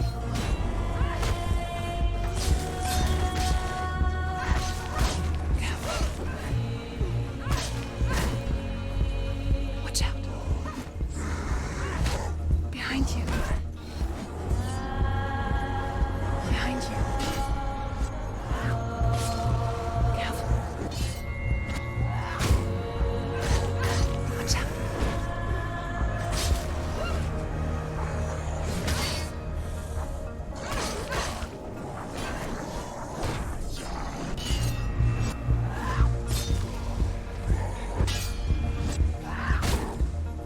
Behind you. Okay.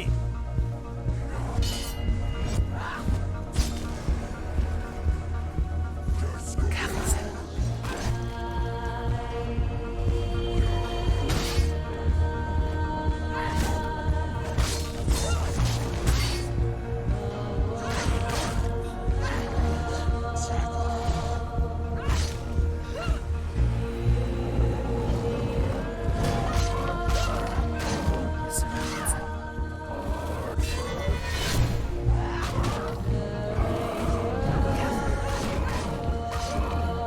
Watch out.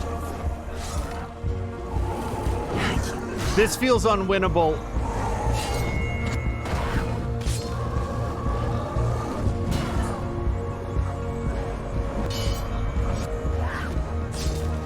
Behind you.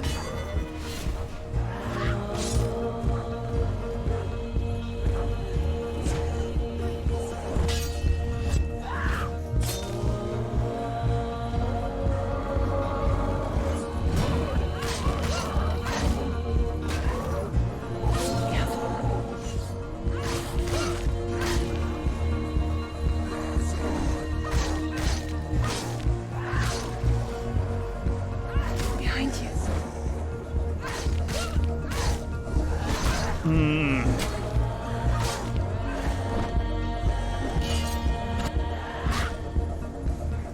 Watch out.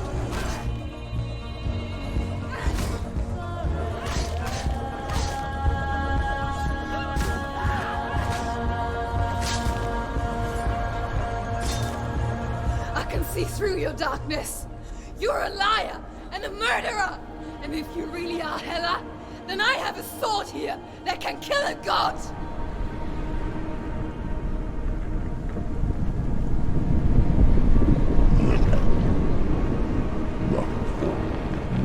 Backwards to wallow in your miserable past. You're making a mistake searching for Dillion. The same mistake that killed him in the first place.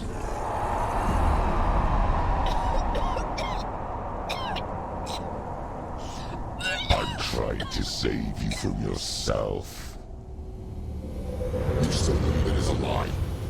The plague of darkness, the butchering of Dillion by the Northmen. You saw it yourself. You told everyone I was cursed. They believed you. I believed you. Tell me, Senua, where is Dillion's soul if the darkness is alive? How you saved him?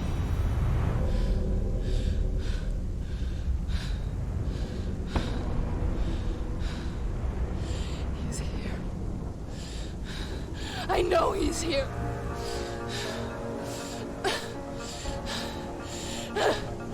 Dillion, I know you're here. Hold on. I'll find you.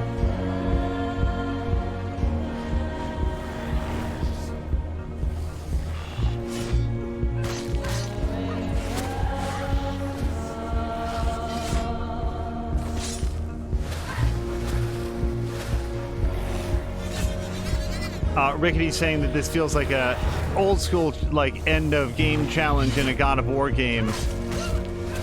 Yeah, there's a lot of thematic similarities for sure.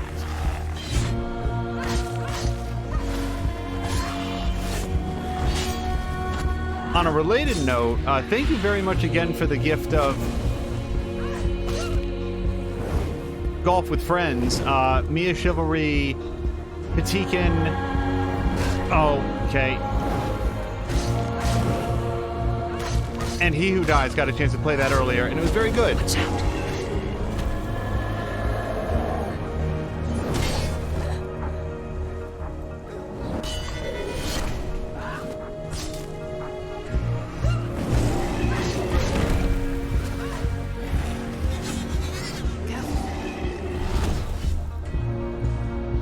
I'm not sure I have the mobility to deal with both of these guys.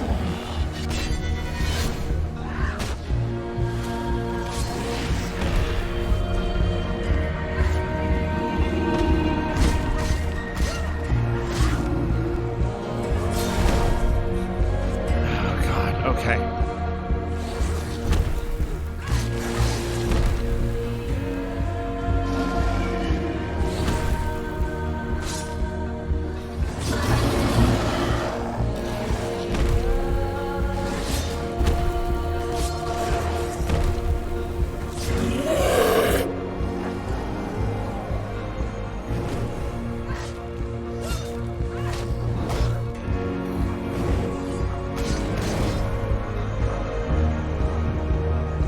I'm not sure I can go down that many more times.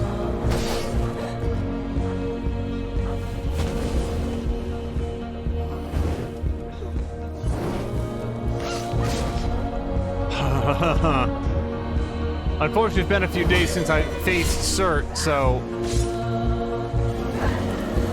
Turns out he's got a few tricks that I don't really remember.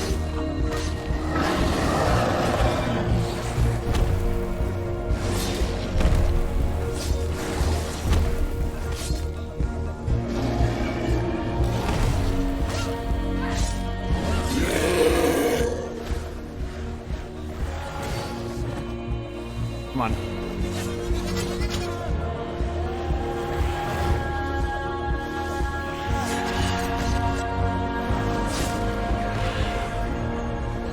Dillion! Where is he? You're trying to trick me again with your lies. I know he's here. You took him from me. You have him. Dillion is gone. Dillion is dead. Let him go now. I'm warning you. Or what? What can you do to me that you haven't already? Fight me! Come on! Your own father. You betrayed the gods in search of Whoa! in search of love. Look where that's got you. Let go of your battle. Let go of redemption. Let go of Dillion. Don't let your darkness hurt anyone else.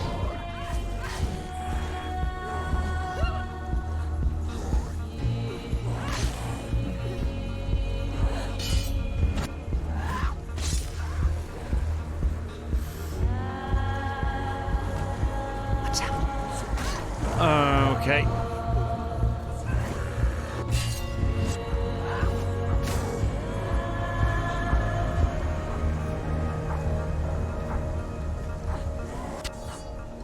Oh, I really thought I blocked that.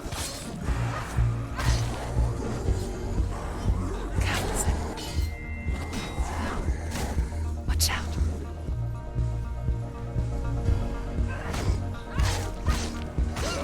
Be careful, Senua.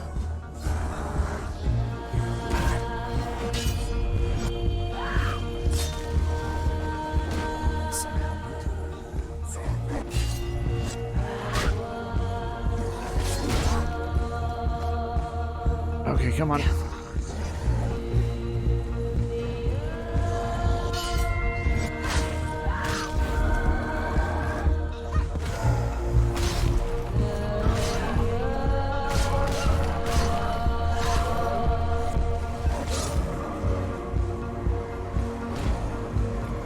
Watch out. Oh, I really tried to watch out too, and still just managed to get got.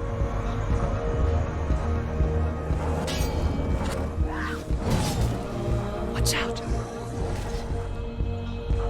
This is looking real dire, guys. Come on. You've done enough. You're killing yourself. Careful. I can't get anything. Oh, this is real bad, everyone.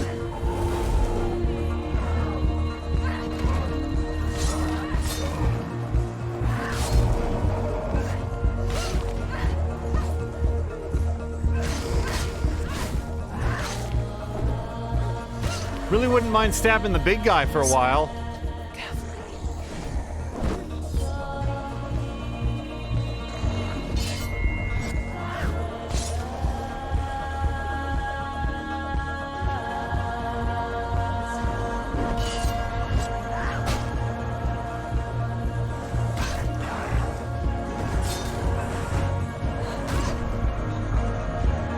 Let go of your battle. You don't have to fight anymore. Stop. You're killing yourself.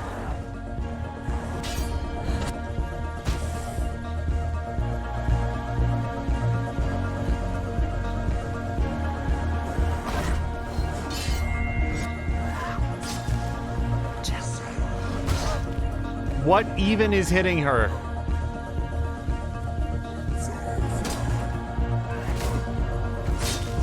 behind you. Let go of your battle.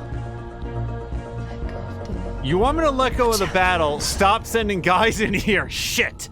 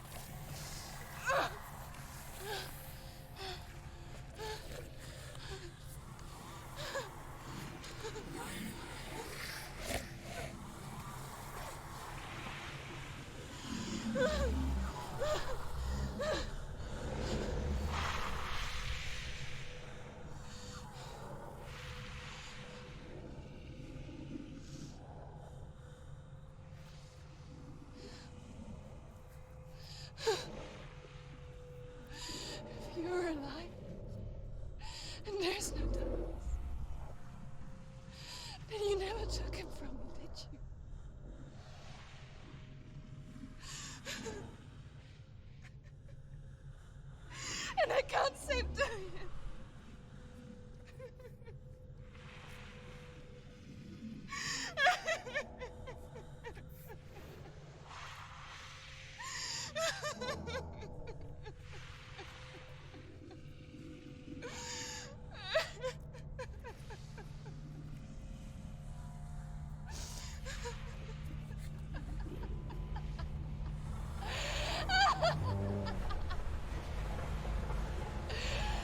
Is that what you want me to believe?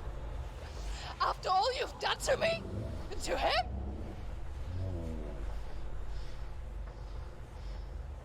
You're not a lie, but you're a liar! You crawled into me to confuse me and deceive me. But I know he's here. I know you have him.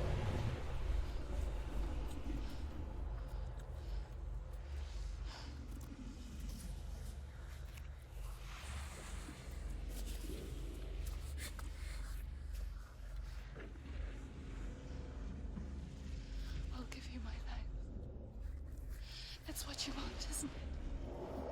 My soul. Take it. I'll be a slave for you. I'll fight with you at Ragnarok. If you release him.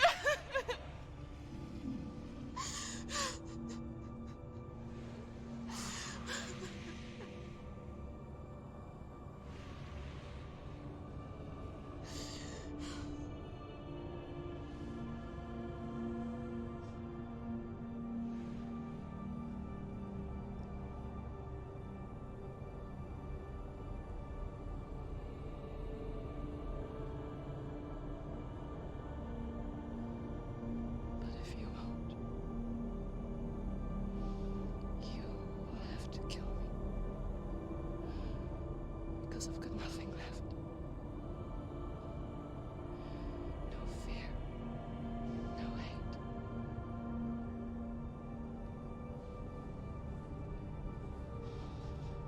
No quest.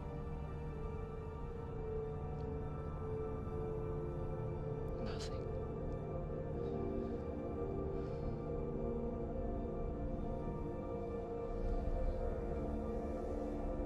And you will have no power over me.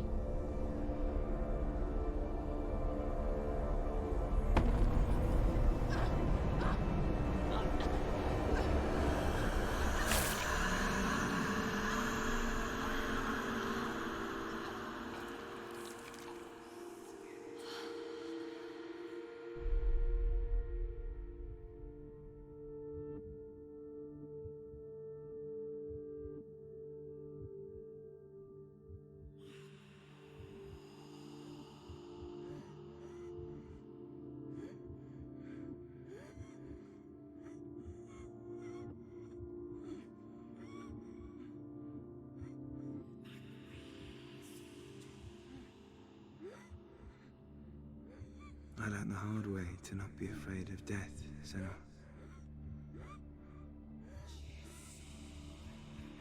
Because a life without loss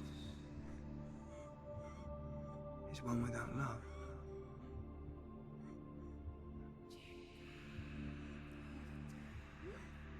You turn your back on death, and all you can see is the shadow that it casts.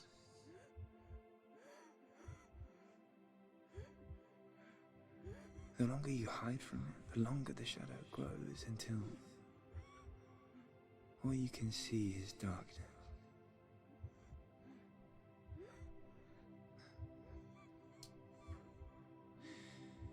When our time comes, We must look death in the eye and embrace it as a friend.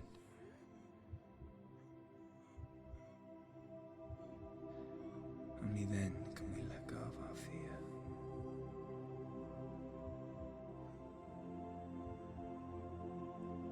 And emerge from our darkness.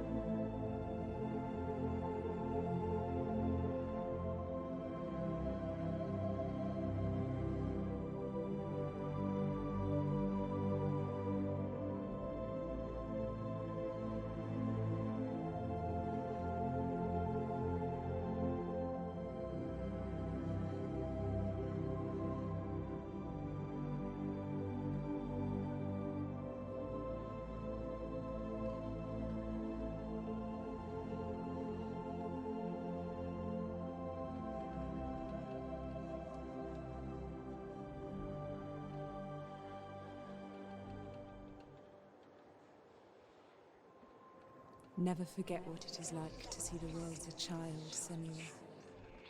Every autumn leaf is like a work of art. Every rolling cloud a moving picture. Every day a new story. We too emerge from this magic, like a wave from the ocean, only to return to the sea.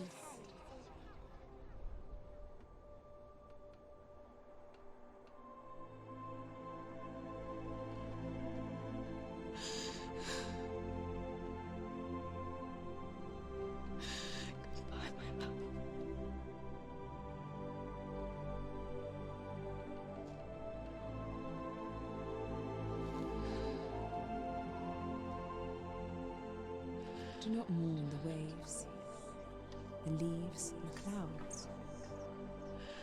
Even in darkness, the wonder and the beauty of this world never leaves us. It is always there, waiting to be seen again.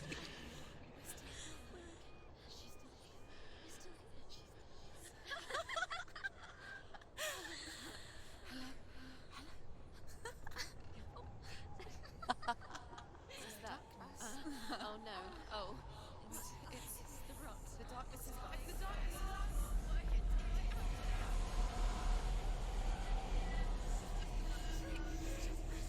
Wait.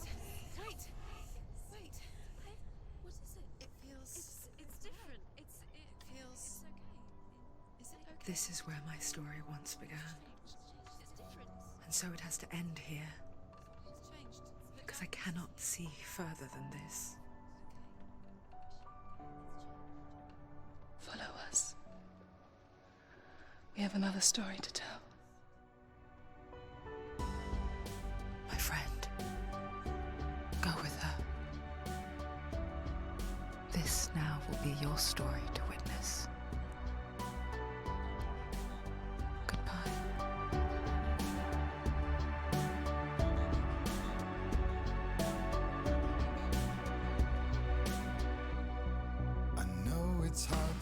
Oh dear.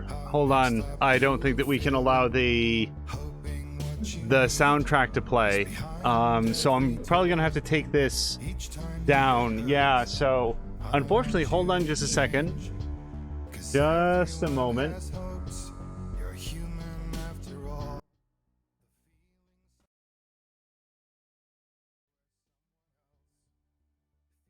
Okay, so maybe it's a little bit audible. I don't know. You know what? Just to be on the safe side, we will just mute the whole thing down, which is very, very disappointing because it sounds like a nice song.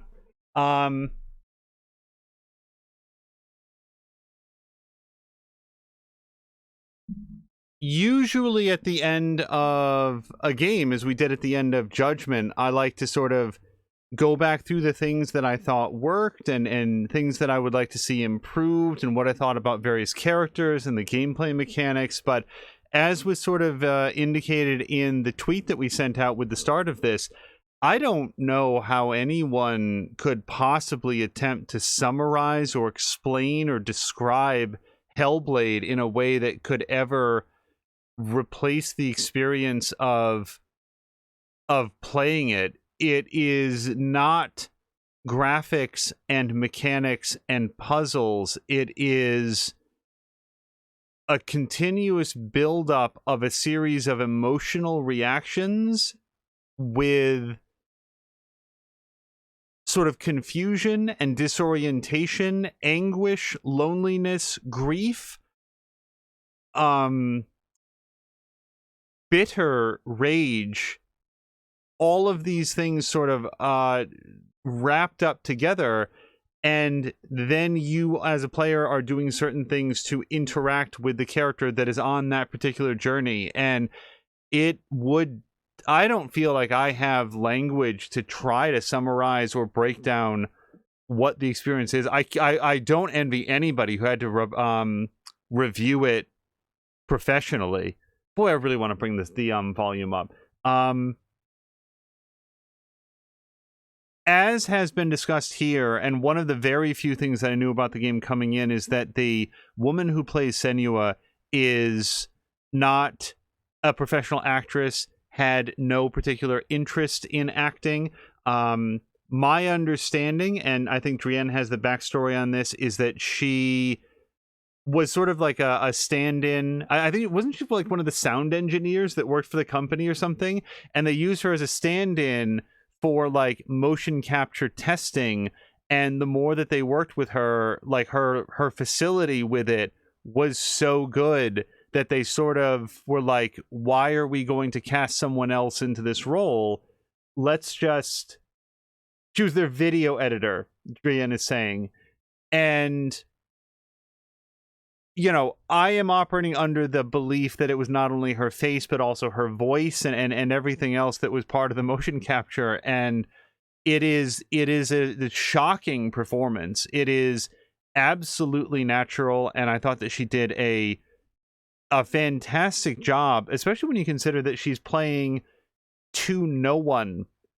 She's playing, you know, maybe one other actor that's in their own motion capture gear. And it is absolutely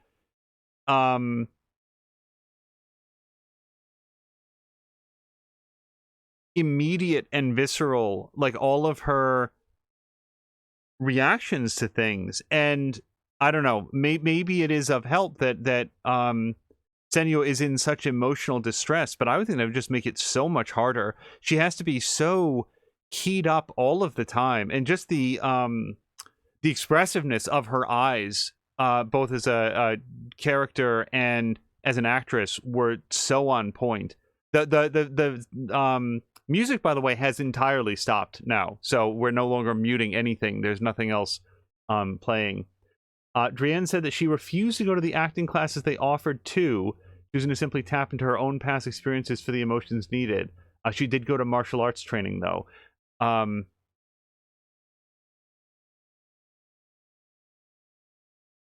mean, to the extent that I'm going to talk about it, I thought that the game looked really nice, and the combat, as we've discussed, always felt great. Hold on, just in case there's some sort of post-credit thing here, I want to bring the volume back up. So hold on just 1 second.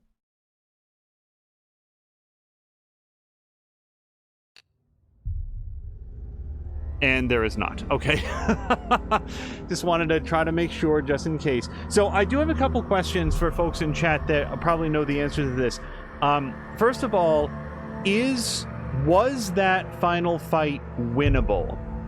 Because it felt like the game there at the end was going to channel in infinite enemies until Senua eventually fell. And Drienne is saying, no, it is not. So that makes me feel slightly better.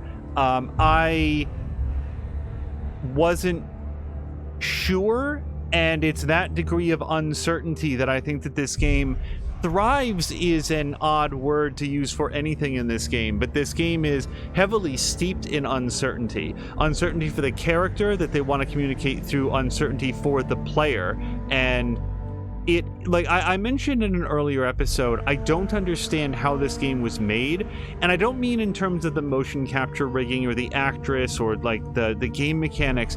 I mean, how was this conceived of? How did they think this is going to be the game that we create, and this is going to be sort of the general arc of it, and we're going to have this one section at the beginning where the player chooses one of two different paths in order to go, but then that level of choice isn't really going to be repeated again. I guess it was a little bit when we were reconstructing the blade, but it's just this game is like the Xenoblade Chronicles 2 of action combat games, in that it is built around a series of sort of design ethoses that are completely foreign to me, and it's very difficult for me to imagine how any of this was storyboarded or play tested.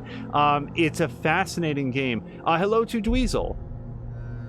And Drian saying you had to let go eventually or be beaten. Just out of curiosity, would letting go literally just be setting aside the controller, or was there an actual surrender option that I was missing? Dweezil saying that she's been lurking. Did you watch the special features about the game? No. I imagine that that's right here. I've got time. Do we have any sense on how long this is?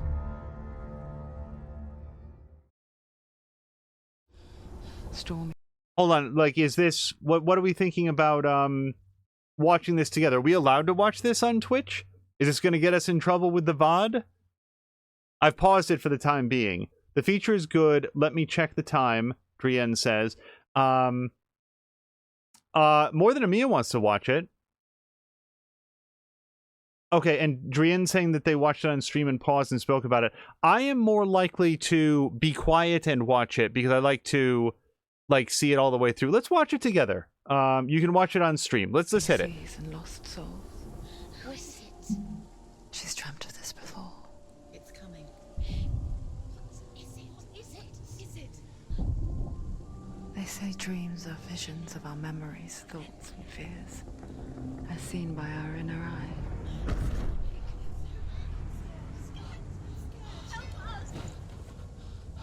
But what if each one of us is always dreaming, even when awake? And we only see what our inner eye creates for us. Is this what hell is? A world shaped by Senua's nightmares. Maybe that's why people fear seeing the world through her eyes. Yes, she's scared. Because if you believe that Senua's reality is twisted, you must accept that yours might be too.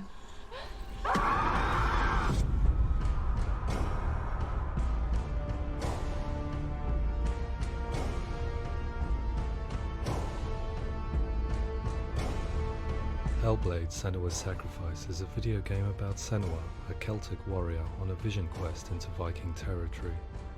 But what sets our hero Senua apart is that she suffers from severe psychotic mental illness. He knows she's getting closer. He can feel her coming closer. She's getting closer. They're watching. The original idea for Hellblade was to create a classic hero's journey, a journey of suffering, but one where the fantasy world is not another planet or alternate universe, but a world that is constructed in Senua's mind. But to do so would mean putting psychotic mental illness at the center of the experience, a subject that is still considered taboo, and a challenge that was both terrifying and exciting in equal measure. In Hellblade, the starting point was a newly discovered Celtic goddess called Senua in Ashwell, Hertfordshire. When first discovered, her name was thought to be Senua, a name which I liked and kept. I wondered if Senua might have been a Celtic warrior like Boudica who stood up to the Romans. While the Romans had conquered all of Europe, there was a group of Celts up in the furthest reaches of the Roman Empire that could not be conquered, the Picts. And so the Romans built a wall, called Hadrian's Wall, that spans across Britain from sea to sea to keep the Pictish barbarians at bay. The Picts were known for their war paint, painted on with woad, and their matted hair clumped with lime. And so Senua would be a barbarian Pict in this image. What's your name? Senua. I haven't seen you before. I don't live home much. Oh, Zeno's daughter. I have to go. Wait. Orkney is off the coast of Scotland and was inhabited by the Picts, steeped in history and mystery, and so I made Orkney Senua's home and set the stage for a crisis. In the late 8th century, the first Vikings landed on the Orkney Islands. The population of the Picts crashed thereafter, replaced by the Norsemen of the 9th century. Were they wiped out? We don't know for sure, but it would seem likely given the reputation of the Vikings. The Northmen's brutality is legendary. High-ranking leaders and chieftains of the tribes they conquered were often offered as sacrifice to their gods. The most brutal of these sacrifices was known as the Blood Eagle. I imagine Senua as a young female warrior who returns home from exile to find her partner, Dillion, brutally sacrificed to a Norse god by these hellish warriors from a faraway land. I imagine the horror of this moment and how it would have dragged her deep into mental torment.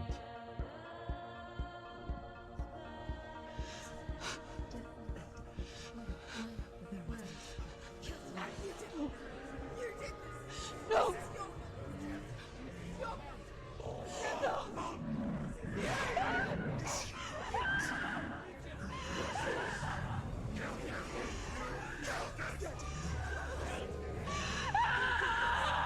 I came to learn that the Celts had a sophisticated and nuanced perspective on the nature of mental disorder. One term they used was Gelt. A Gelt is a man or woman who has been driven mad by a curse, battle trauma, or grief. The Gelt would take to a life in the woods in search of penance, punishment, and purgation. And so Senua became a Gelt, cursed by darkness, looking for redemption in the wilds.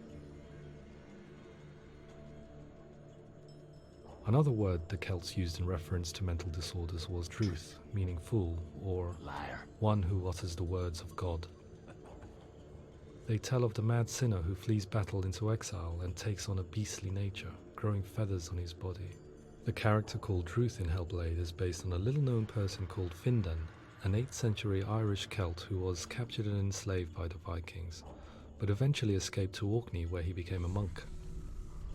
I will tell you my stories of hell, if I may walk with you. Upon meeting Senua, it would be his stories that fuel her quest deep into their world of gods. The Northmen say the world will come to an end. The sun will grow black, the earth will sink into the sea, the stars will disappear, fire and water will meet, flames will play against the sky. The heavens and earth and all the world will be burned, all the gods will be dead, and the warriors of Valhalla and people everywhere. Senua, prepare yourself for Ragnarok, for it is nigh. So the stage was set for a new adventure, a journey into the Norse underworld called Hell, a vision quest fueled by madness and myth, a fantasy that was created by Senua's own mind, and one that we would experience through her eyes. This is your mission. This is your quest. There is nothing else left. To make a game about a warrior with psychotic mental illness as its central theme was fraught with danger. Mental illness, such as psychosis, is still taboo and rarely acknowledged in a century of cinema, never mind the new medium of games. Where it does feature, it often conflates psychosis and psychopathy associated with a lack of empathy. It is unfortunate that these two words sound so similar that they are used interchangeably in media. I must admit that I didn't have to look very far to discover my own ignorance of the subject. So we reached out to Paul Fletcher, psychiatrist and professor of health neuroscience at University of Cambridge. Psychosis is a descriptive term, and it refers to having a loss of contact with objective reality. So it's characterized by two main sets of symptoms. One of them is hallucinations, where somebody experiences perceptions when there is no actual objective thing out there to perceive. Who are you? And the other is delusions, where somebody comes to very often bizarre, unpleasant, frightening beliefs when there's no good evidence in favor of them. There's no doubt about it. The source of the darkness is in Helheim. And the goddess Hela holds his soul there. We reached out to Welcome, a biomedical research charity that spends billions on research and awareness programs aimed at improving health.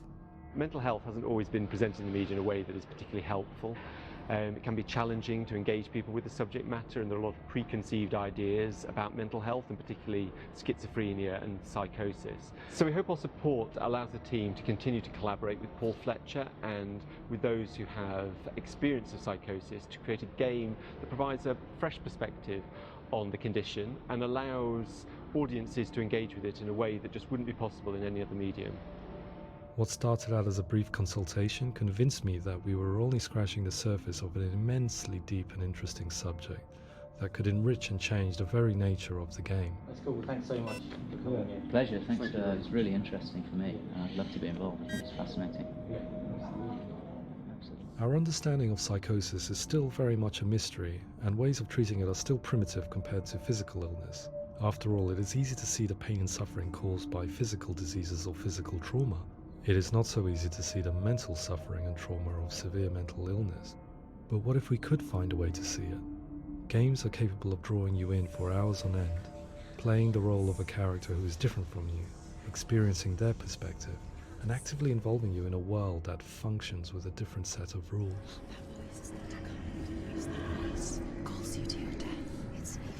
If we were to represent Senua's psychosis, we would have to simulate voice hearing, a common attribute. But how can we simulate something we have no first-hand experience of? Professor Charles Fernyhough, a leading expert in voice hearing from Durham University, offered his help. Hearing voices is an experience that is usually associated with severe mental illness, and crucially we know that hearing voices is a part of ordinary life for many people who don't meet the criteria for mental illness. Yeah. Oh, that's not him in real life. We know voices vary according to where they appear in space. Voices can appear far away in the distance, they can appear right there in your ear, they can seem to be coming from inside your head. Based on the information Professor Fernyhough provided, I put together a sound brief and invited some actors to the studio. We recorded the actors using a binaural microphone, which records the 3D spatial position of sound, replicating the way sound is heard by human ears. It gives you an incredible sense that the person you are listening to is right there beside you. Can't see how she's going.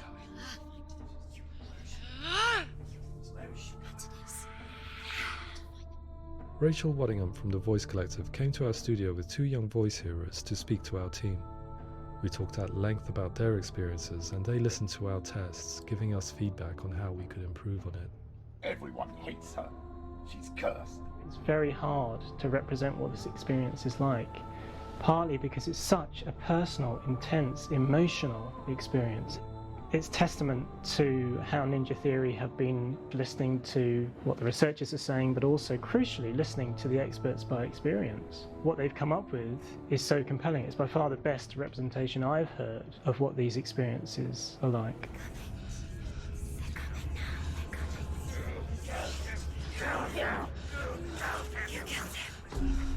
Other common attributes of psychosis are visions and flashbacks.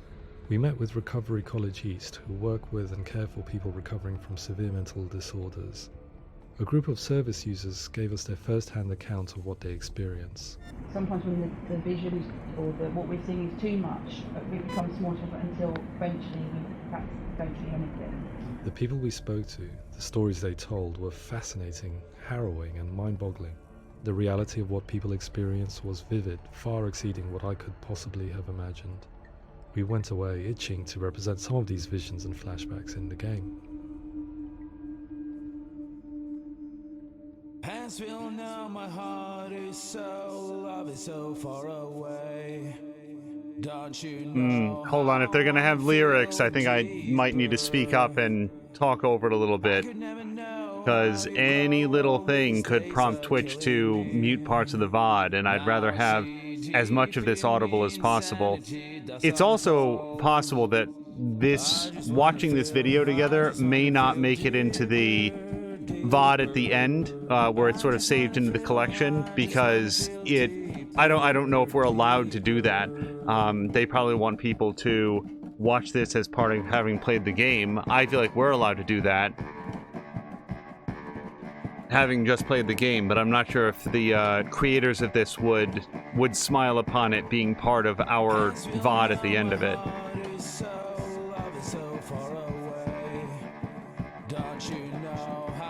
I also feel super bad about just saying nonsense over this, because I'd prefer to be quiet and listen to it.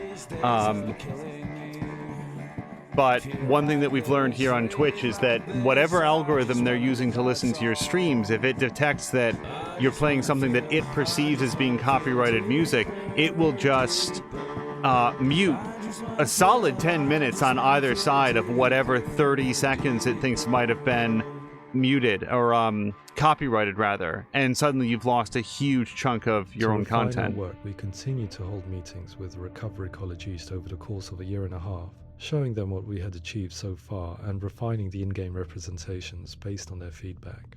With their help, flashbacks, visions and changes in perception were woven into the story and gameplay of Senua. The students that are involved in this project are incredibly excited about being involved. They have described the experience as being important because it values their lived experience and shows that despite what we have been through, all of that experience becomes valid, that actually it's something that we should all be talking about. The experiences described range from beautiful to frightening beyond comprehension. I heard of a girl who has to live with an angry voice screaming at her, slamming on her doors and walls 24 hours a day. I met someone who would often see hanging corpses in a room, so real that she would sometimes try to rescue them. The panic and fear that comes with such visions is entirely understandable, and it can be a living horror for some. Worthless, weak, pathetic. Go on, feel sorry for yourself, because there is no one left to do that for you. I was urged by one fellow that we should not shy away from showing this horror, and so I was perpetually torn in making Hellblade. Had we gone too far with our representations, or not far enough?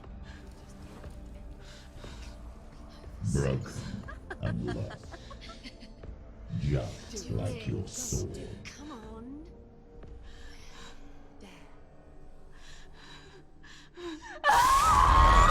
In some ways, voice hearing and visions were the low-hanging fruit, so to speak.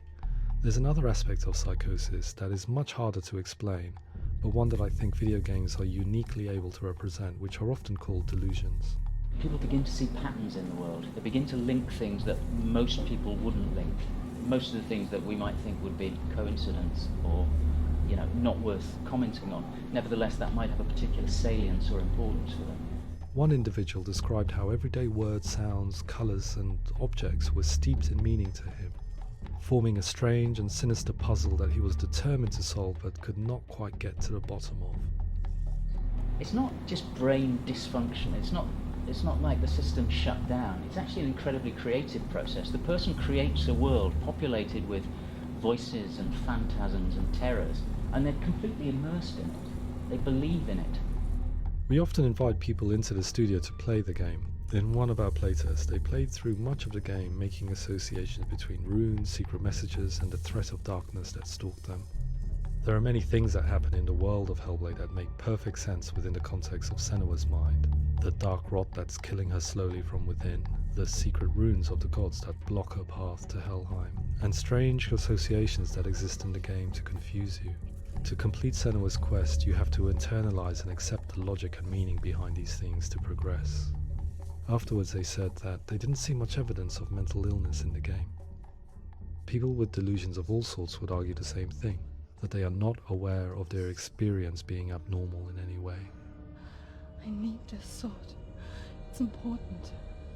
Representing perception changes and thinking patterns within Hellblade gives us a set of symptoms common in psychosis. But people with lived experience were keen to emphasize another point, that it is wrong to define a person by their symptoms. Quite often, the illness comes not from the symptoms, but from the stigma, isolation and mistreatment that comes about from the rest of society. They say that I'm cursed.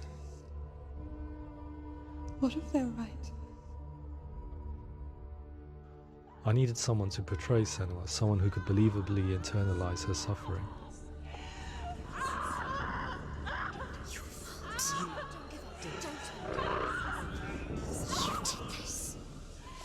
Melina Jurgens, our video editor, had been a stand-in for Senua over a few months while we perfected our motion capture techniques. Without realizing it, she had already auditioned for the role, and I knew her well enough to know that I didn't have to teach her to act, but to relive her own internal pain. As often is the case, those who have suffered mental anguish are never far from us.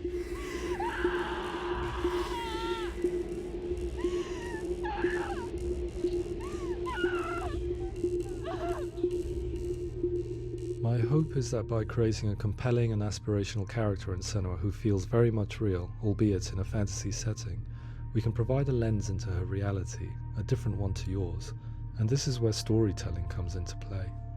I imagined her life based on common threads in real people's lives. She was always prone to psychosis as a child. Her mother Galina also heard voices and had visions, so perhaps there was a genetic aspect. Or perhaps it was cultural, as she lived within a world without science, of gods and superstition, as exemplified by her druid father Zimbal.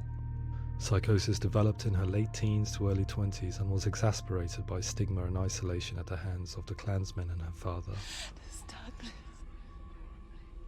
It's spreading. The trauma of seeing her lover Dillian sacrificed tips her over the edge, making her remodel her reality around a concept that connects everything: the darkness. So the question, is what Senua experiences real? Can only be answered by saying, yes, it is real. It is her reality. All of her suffering will have been for nothing. It's just a matter of time. Towards the end of the project, service users and professionals that had collaborated with us were invited to see the near-final game. It was a chance to see if the game had reflected their views or if it had misrepresented them.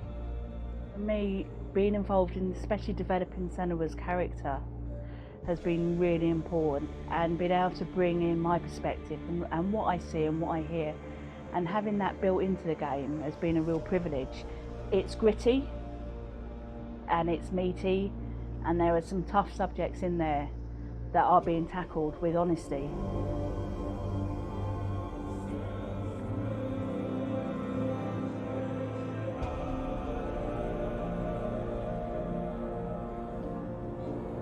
I was blown away by it today, absolutely blown away.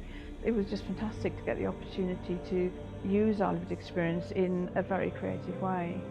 There's nothing tokenistic about the work we've put in. It feels like we've been listened to, things have been taken on board, and I think there was a lot of realism in the game itself, and it feels very authentic.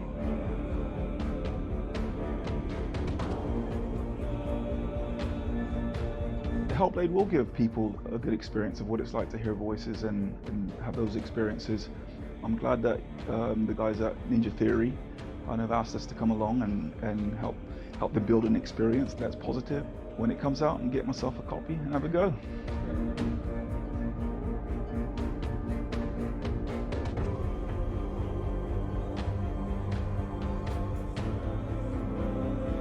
I think all the way through I was really inspired by how the conversations have translated into the game in a way that I think I didn't imagine was possible. So wonderful, really wonderful.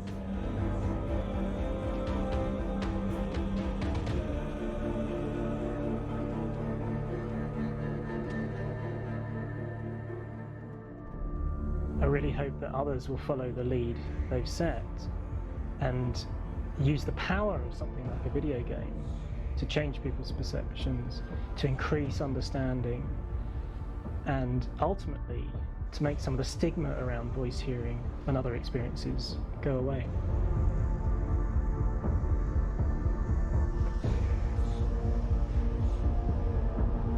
For me, it was really exciting to see something that I explore scientifically being represented so beautifully in a character who's trying to penetrate the mysteries of the environment in which they've been placed, with all of this strange uncertainty and noise and conflicting information that they're getting.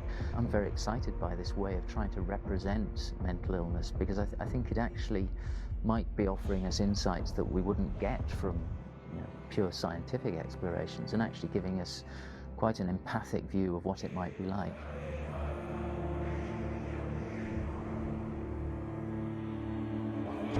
Mental illness has been with us for as long as we have been on this planet, but why? Why hasn't evolution stamped out this weakness from within our gene pool?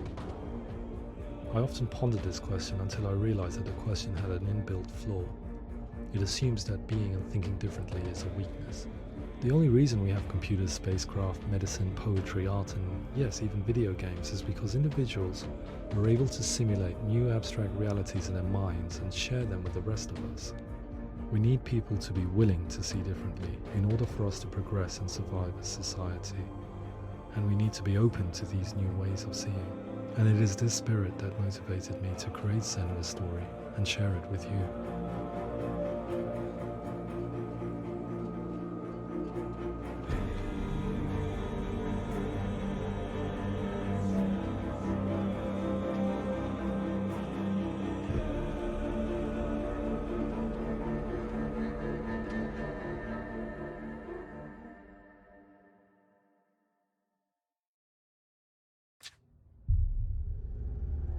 Oh, the controller turned off because I wasn't moving it.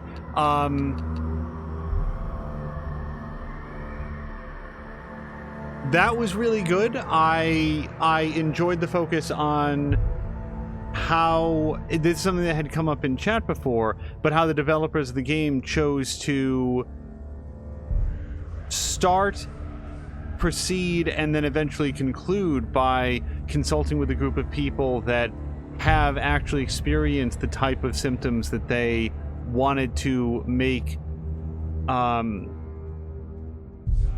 sure were represented accurately in the game that they were making. And while I was watching that, I could just envision, like, one of the thoughts that I had was that it must have been terrifying to work so hard for years and then to do these periodic check-ins and to want to represent these experiences faithfully in a way that, like, one of them said at one point, one of the folks said, there's no tokenism to it, which must have been a tremendous relief, because you want to make sure as a game developer that you are accurately reflecting the experience that they have in a way that won't be easily misinterpreted as being joking or funny or only partial. I want to say half-assed. And it must have been a big challenge to make sure that it was handled in a way that felt respectful and authentic without also being exploitative or cheap or just like gimmicky. So I think they did a really good job about it. Drienne is recommending another video. This is about the direction that the developers are going, presumably for the sequel. So many games have madness or insanity of some sort in the game. This is something entirely different. Yeah, for sure. And throughout, as various points in the episode, I've sort of promised that I would talk about my own sort of brush with sort of a dissociative experience. And in talking about it, like on a Twitch stream, there's part of me that thinks like, oh, what if a health insurance provider listens to this someday and says, oh, that Angel, they have a history of mental illness. Well, no, what Angel has is a singular experience of being denied any meaningful sleep for literally weeks, and how much of a psychological toll that can take until you're afforded the opportunity to start setting things right. So, the backstory is several years ago, I had some significant surgery, and one interesting detail about me, or one notable detail about me, I don't know if it's interesting, is I am highly allergic to painkillers, drugs, almost anything that would fall under the narcotics category have the capacity to make me really violently sick. So when you are recovering from significant surgery and are denied all of the painkillers that would normally be prescribed, it leaves you with a tremendous amount of discomfort. And mine was such that I was not able to get any sleep, not more than maybe 15 or 20 minutes at a stretch, until the pain would reawaken me for a period of literally weeks. This wasn't 24, 48, 72 hours. This was 14 days, possibly more. When I was young, much younger than this, I remember one episode of the Batman animated series where Batman had been exposed to Scarecrow's gas, his fear gas, and it was driving the Batmobile along just on a random rainy roadway. He suddenly thought that he saw Robin and standing in the middle of the road, and he swerved the wheel and he crashed the Batmobile or something. It's been a long, long time since I've seen this, but I mostly remember my reaction to it, which is, that's so weird that, like, here's Batman, he's at, like, the peak capacity for his mental acuity. He's the world's greatest detective.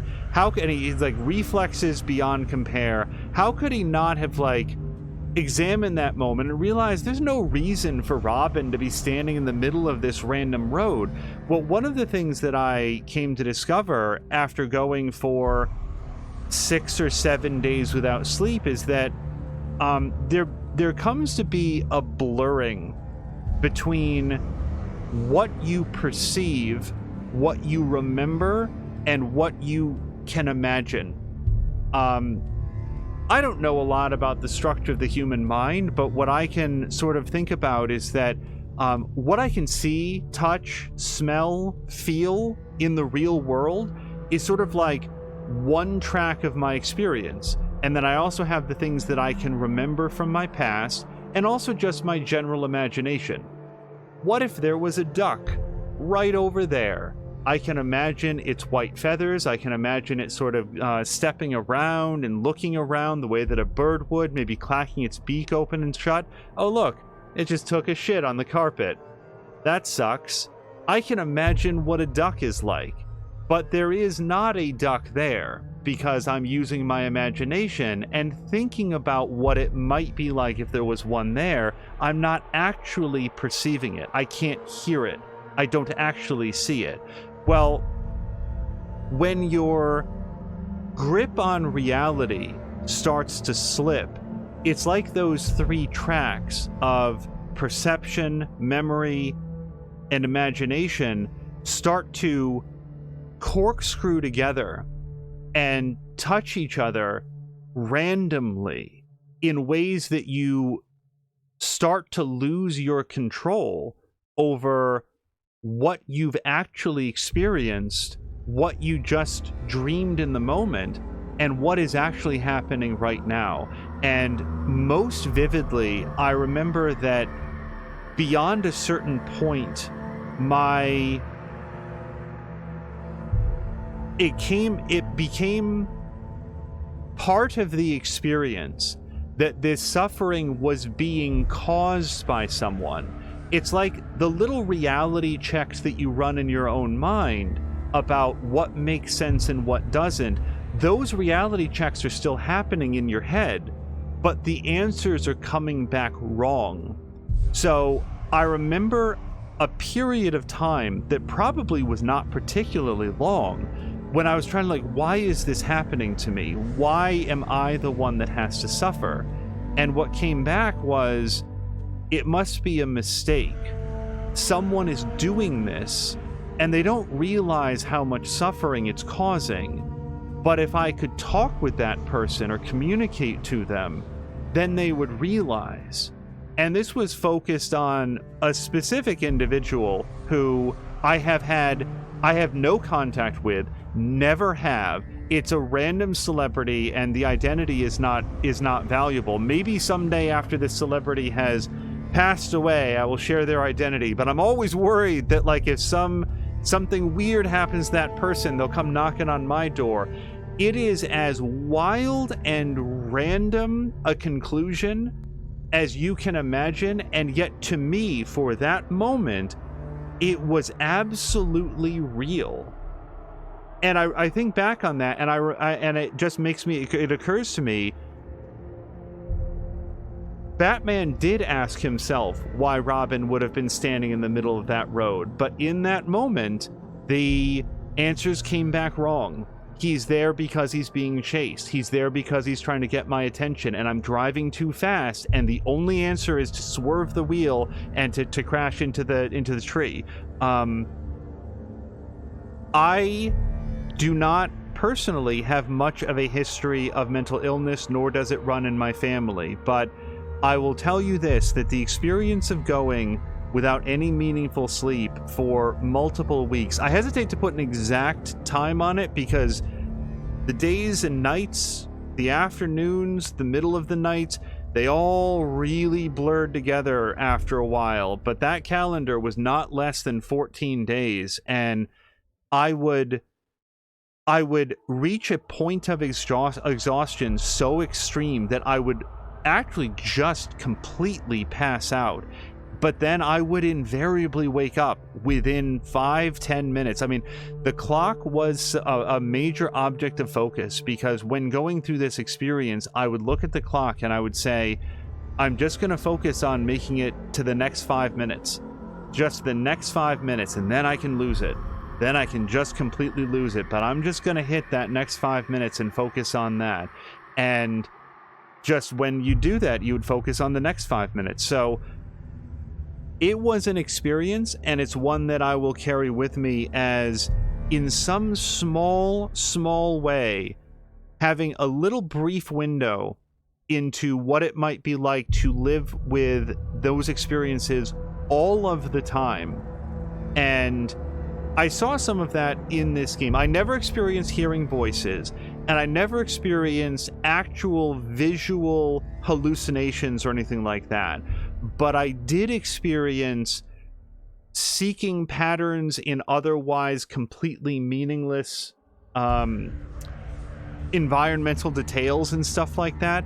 Another thing is that, like, there's this one moment in the movie Insomnia where, oh gosh, who is it? I'm forgetting the name of the main actor who is in Insomnia, who is not Robin Williams. And somebody will say it in just a second. But I remember that he is Robert De Niro? That doesn't sound right. But he becomes fascinated by the windshield wipers moving back and forth, back and forth, back and forth. That sort of rhythmic motion. And yes, that moment in that movie super spoke to me when I saw it, because that is something that I experienced during that time. So,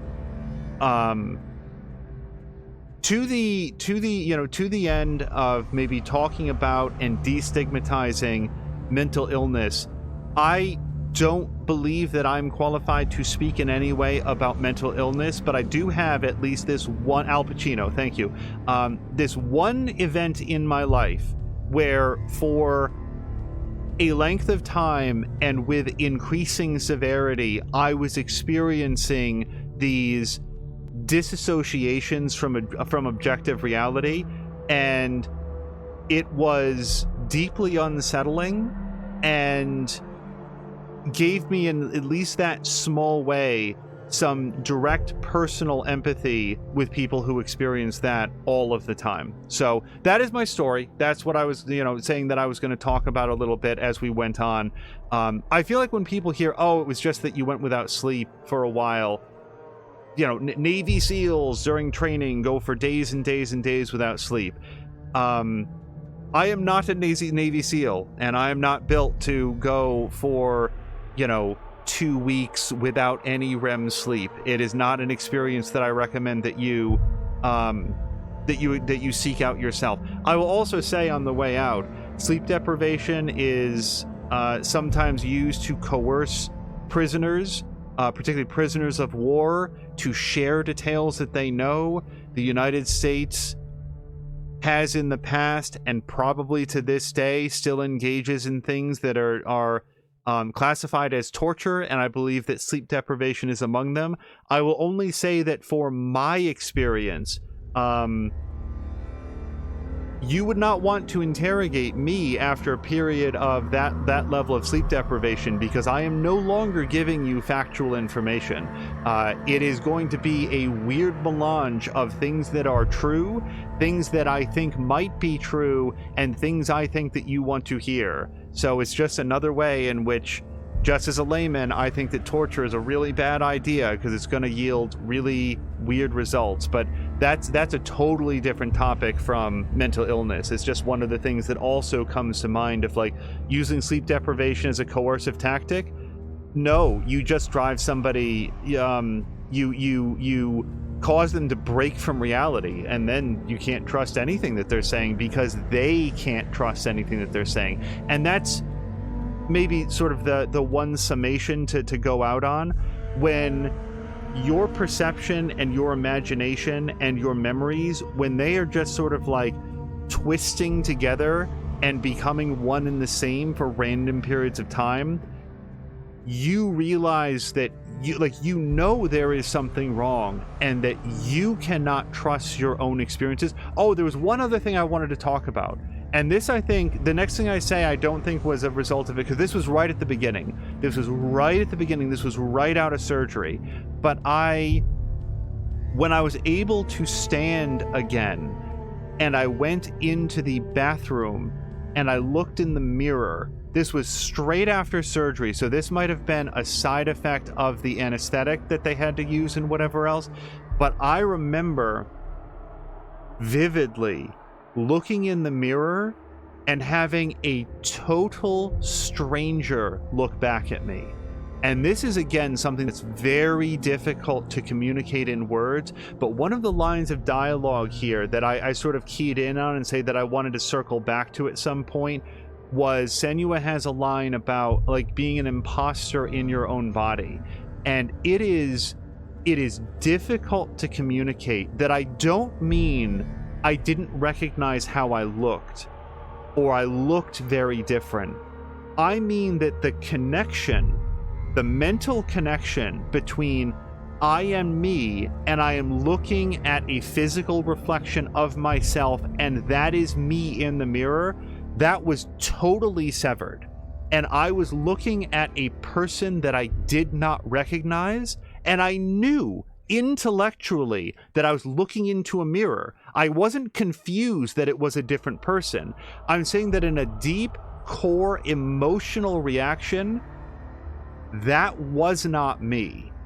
And it was deeply unsettling. And I knew it was factually wrong in the moment, and that didn't change the way it felt. And that is, again, something that's very difficult to communicate if you haven't experienced it, but it was what was brought to mind during that particular monologue from Senua about being an imposter, a stranger in your own body. So anyway, those are my thoughts on it, and that's my story, and we will go out on that. I very much enjoyed Hellblade: Senua's Sacrifice. It is a very unpleasant game in all the ways that it intends to be. So it's one of those games that I would very much hesitate to say is fun. And I'm not sure that I could recommend it to all of the people that I know, but in terms of accomplishing its goals and providing an experience that is very much unlike anything else that I can think of. I mean, like I was talking to a friend about it earlier today, and I was like, I don't know how to describe this. But anyway, I'm going to look through chat very quickly. I'm getting some kind words. Adrienne saying, you have experienced something that I have a very hard time explaining to people, because that's what my dysphoria is like when I see myself in a mirror or picture. It's also, by the way, it's a topic that Pushing Up Roses both has done videos about and has tweeted about. We hear very, very much with Pushing Up Roses videos, and she has... I'm trying to think of specifically the video, but I want to say that she definitely has a full video up about games that she plays to help manage her anxiety and her body dysmorphic disorder but I don't think that she's done a video about the body dysmorphic disorder yet, because she has tweeted, I think even earlier this year, about the challenges of talking about the symptoms that she experiences because they don't sound real to her. And I hope that she does that video someday, because only people who experience these things can possibly be qualified to talk about them. And I think that somebody who feels uncomfortable talking about it should not be forced to do so. But having expressed the interest that she wants to do it, I hope that she does someday. Anyway, we're going to call it there, because otherwise I can go on all night about like various stories and anecdotes. Dweezil saying, this game is amazing. It might not be for everyone, but absolutely spot on in different ways regarding the different aspects. And done with a lot of respect to portray and raise awareness. Yes, it is a huge accomplishment with that, and I think that the team should be very, I'm not sure if proud is quite the word that I would want to ascribe to it, because I think that pride comes with some negative connotations, but they should feel very satisfied, and I guess we'll go with proud. They should feel proud about like how well they were able to represent this, because they worked with people who experienced the symptoms and accurately reflected those. So good on them. So anyway, we're gonna